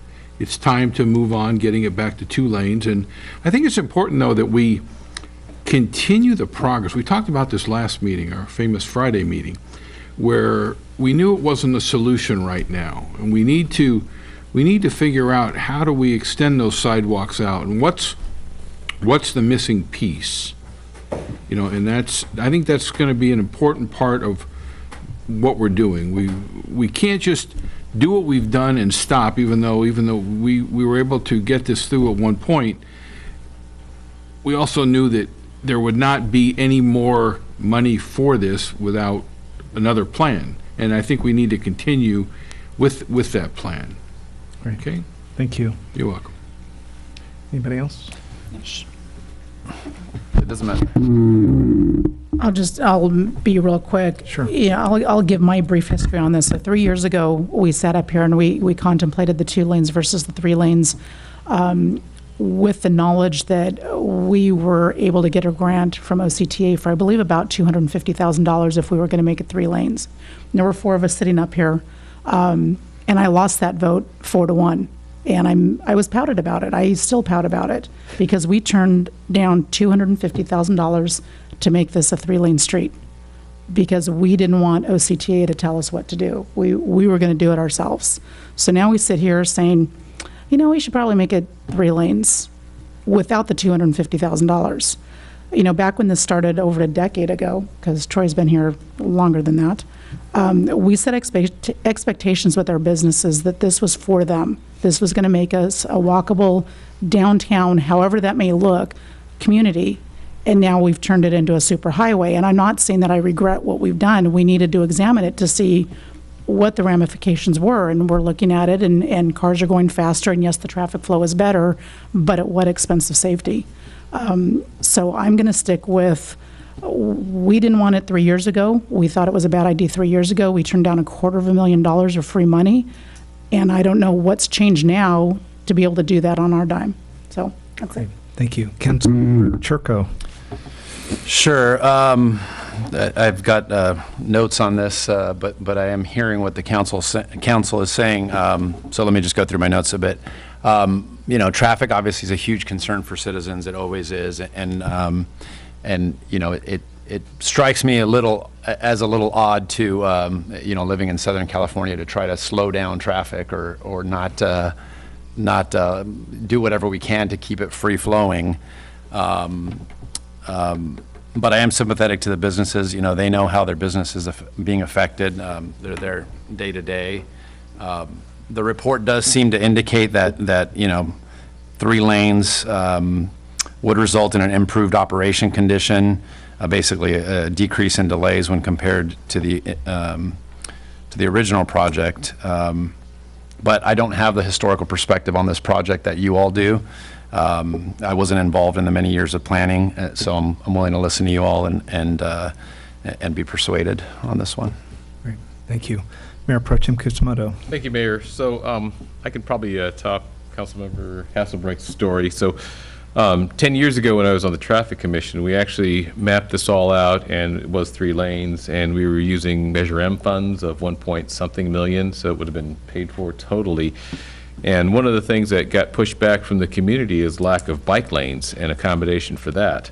So that, I think, kind of quashed the deal. But being on the Traffic Commission, we're not empowered to make that. We make a recommendation, and the council acts in the best interests of the city. So it got handled there, good or bad.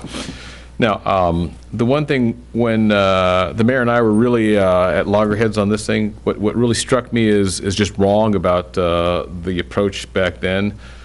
which is kind of the essence of what we have here, but maybe there was some consideration of a serpentine lanes instead of straight through. I was dead set against slowing down traffic, but I do understand the speeding issue, and that's something I think I will not, supportive of the speeding issue. But the main thing I think I really didn't understand, and I'm not convinced about, is the extending the sidewalks out to provide perhaps some additional real estate for the businesses along the boulevard. And I kind of coined it at that time as reverse eminent domain, where we're going to, I guess, give away or vacate certain parts of the public land. And I'm not quite sure I am convinced of that, but I do understand about speed through the corridor, and that's one thing. I don't want to support for that, but I guess I'll ask, David, on the traffic counts. Can you kind of give us some numbers of car counts through the corridor? Just the two lanes versus 3 lanes, and just pick an hour. I mean, just a specific time of day. Can you just give us a number? I have traffic counts for the actual day, and the whole day. It's in the neighborhood of 30 to 40,000 cars per day. But if you went to 2 lanes, would it still be 30 or 40,000 cars? That was taken when it was 2 lanes. Okay, and so now that we have 3 lanes, is it the number, has it increased? Yeah, because each lane gives you extra capacity, and it would increase how many cars can go through per day. See. So, yeah, it would increase the volume through there. But again, if we go to 2 lanes, or not go, if it stays at 2 lanes, and we're unable to get a majority of votes here to go to 3 lanes, that means there'd be an impetus for drivers to maybe take another route, right? So we'll reduce. Correct. I mean, that's just kind of a path of least resistance kind of doctrine, right? So. This one's going to be really tough. I do understand, I do like the arterial of 3 lanes, but I do not like the speed.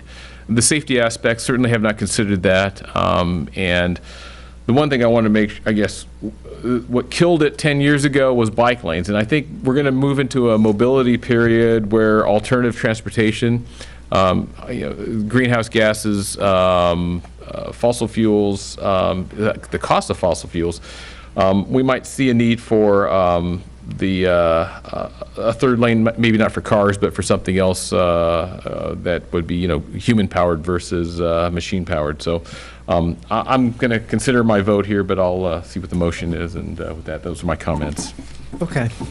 Okay, so let me bring it back to the council. I guess I'll do this. I'll start off with a motion to basically have the Los Alamitos Medium Improvement Project viability modification existing lane configuration to the 2 lanes, and move forward with the completion of the project at 2 lanes. That's my motion. Second. Okay, any other comments? All in favor, say aye. Aye. No? I'm going to oppose. Opposed. Okay, great. 3-2. Appreciate it, guys. Okay, we'll move on to the next item. Item 11B, public comment time limits.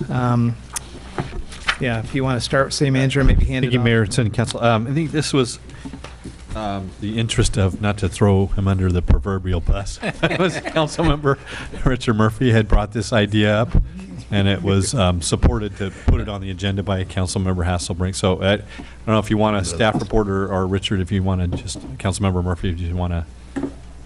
Go ahead with the staff report. Okay. Yeah. So I will give it to the city clerk at this point. She's done the research in terms of every single, I think you surveyed every Orange County city in terms of what they do and what the options are and what's out there to potentially modify the time limits basically at the discretion of the chair or the mayor. And City Clerk Quintanar, if you can go through the various options, and then we can take any questions or comments. My pleasure.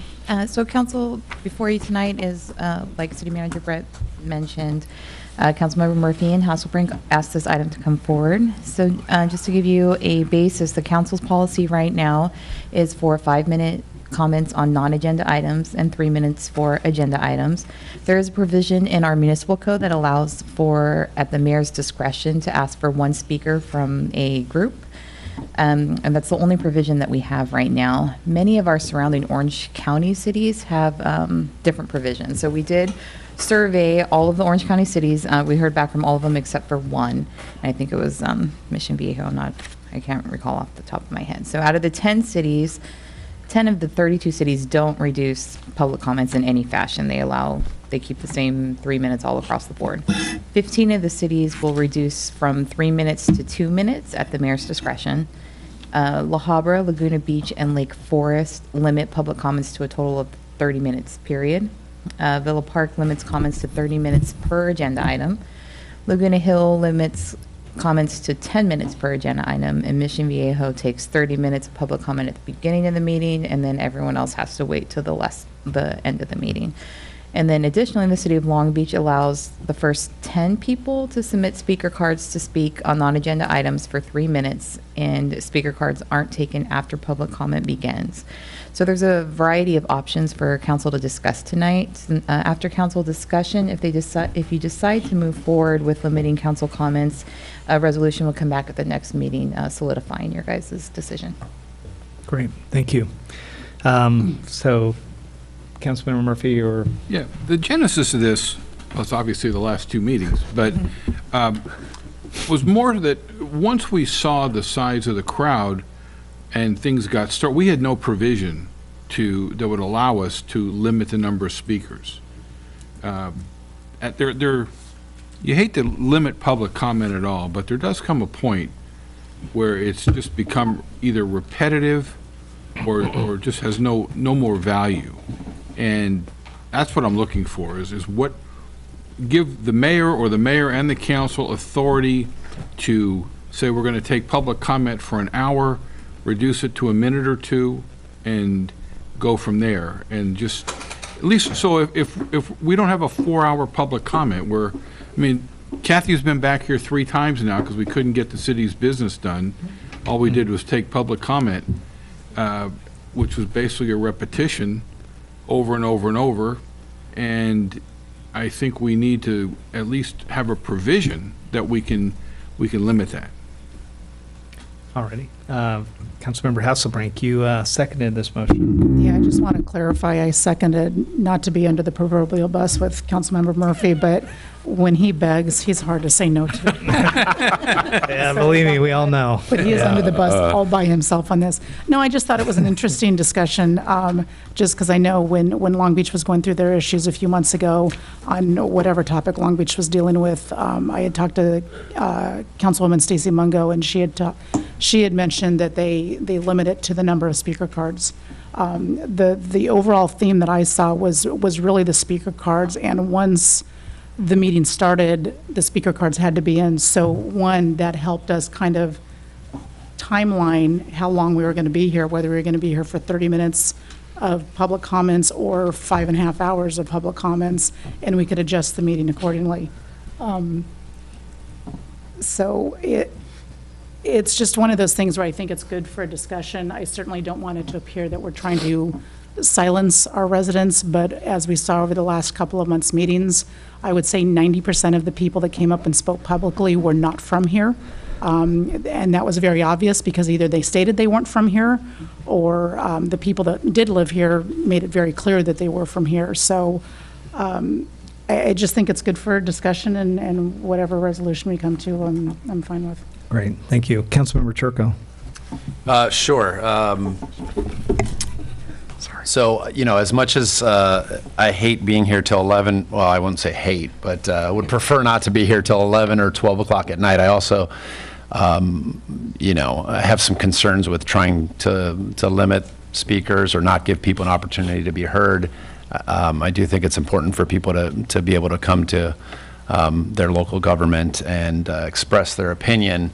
So I'm kind of on the fence on this issue, but I do like having the option to make a change if necessary, or if we think a large number of public speakers are going to interfere with our city business. So I would be I'd be willing to entertain something where we provide the mayor some discretion to shorten time or something like that, as the need arises. All right, thank you. Mayor Pro Tem. Thank you. So my second meeting back in 2011 was on the hospital, and we had, I counted 33 speakers, and at that time they were allotted 5 minutes to talk about the topic. And I was scheduled to fly out that night to go to the League of Cities newly elected training. So I was here till 1:30, and I think it was important to get public testimony and certainly consider the matter. But it was a tough discussion because where it looked like I was opposing the hospital project at that time, it was really, making sure staff was doing their due diligence. There were some questions that I really had that I didn't want to expose the city to. We were vacating a street, and it didn't seem like it was thoroughly thought through. There was a question of title insurance, but regardless, it was a long meeting. So I've been used to those, and that's kind of one of those things. I've seen other city councils where they limit it to the first 30 minutes, the last 30 minutes. I think the county had gone through different ways to keep the public engaged. The one thing I don't want to do is curtail public comment input to us, regardless of whether they're here from the city or beyond. I know that's not, we're not allowed to filter or regulate who decides to come here and talk. That's not what we want to do. We want to keep an open forum per the Brown Act and per just good governance. So I think though, and I got to say to two-time Mayor Murphy, when something was very contentious and there were a lot of speakers, he handled it with such grace and skill that he would ask those that were here if they're going to say the same thing, if they can just rely on one or two of their group or their petitioners to speak for them, and that was very effective. I think in this case, though, when there is a long meeting, to not curtail, and I think it is something that I would like to hear from everybody, and I count how many, and I keep score of, in favor or oppose, and, we had 198 one night, and I forget the other count, but I keep a record. So I would like, I think, that to empower through some fashion, whoever chairs the meeting,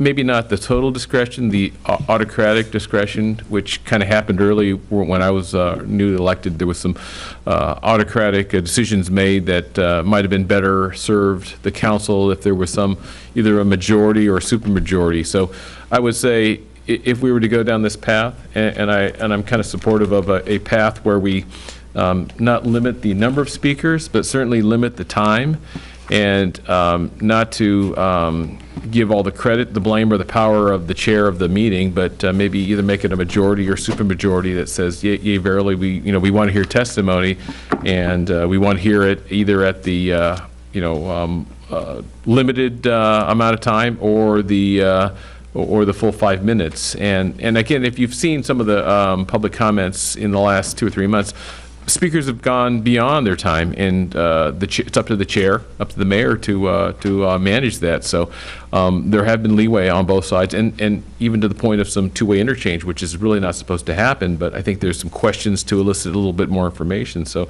there is a lot of discretion, but I think that if there is a motion from somebody over there that would want to limit it, but maybe I think I'd be in favor of it, but not the quantity, but certainly the ability, not for the mayor, whoever sits there in the seat, but for the body to decide if we want to do that, and with some quantity of, kind of my thought would be a supermajority, not a simple majority. That way, if there's a minority voice, or maybe a unanimous, I'm not sure, something like that. So if there's a member of this body that wants to hear from everybody in the full 5 minutes or 3 minutes on the topic, I think we need to give that one voice that discretion. But that's kind of some rambling thoughts that I have, and I'll just kind of hear a motion. Cool. Well, before we hear the motion, so let me weigh in on this. We built this building for a lot bigger than what we needed it to be, bigger than the house, just the city council, the staff, and the people. This building is in place and at every city hall across America so that they have enough space to fill it to the brim when there's a problem or something in the community that people want to speak on. I think that we are being very politically deaf, tone deaf, to even have this on the agenda now, to be talking about limiting anybody's ability to address the council. We've just pressure tested in the worst condition ever why we have these limits. And, you know, as hard as it is to sit through good and bad for 4 or 5 hours at a time, out of the 12 years I've been on, that was probably the 4th time or 5th time I've ever had to do that. But you know what? I honestly, I think it's a bad judgment call right now to take on this type of an item after we're going through this and we have such focus. We're looking, you know, at a lawsuit that, you know, is really kind of questioning whether we're listening to the community. So I think, you know, I really, you know, I will adamantly oppose making any changes at this point to time limits, and I would hope that maybe we could step back from this and table it for a time somewhere down the road. I don't think we should be sending a public message that we are not interested in hearing everybody talk about whatever they want to talk about at this point, and stay consistent with what we're doing so that we don't send any messages and make any more of an issue of this. I think, again, guys, we need to look at this from the optics perspective. This is absolutely the wrong time to do this, and that's my perspective, and I won't be supporting any changes tonight. But with that, I will step back and see if there is any motion, and we'll go from there.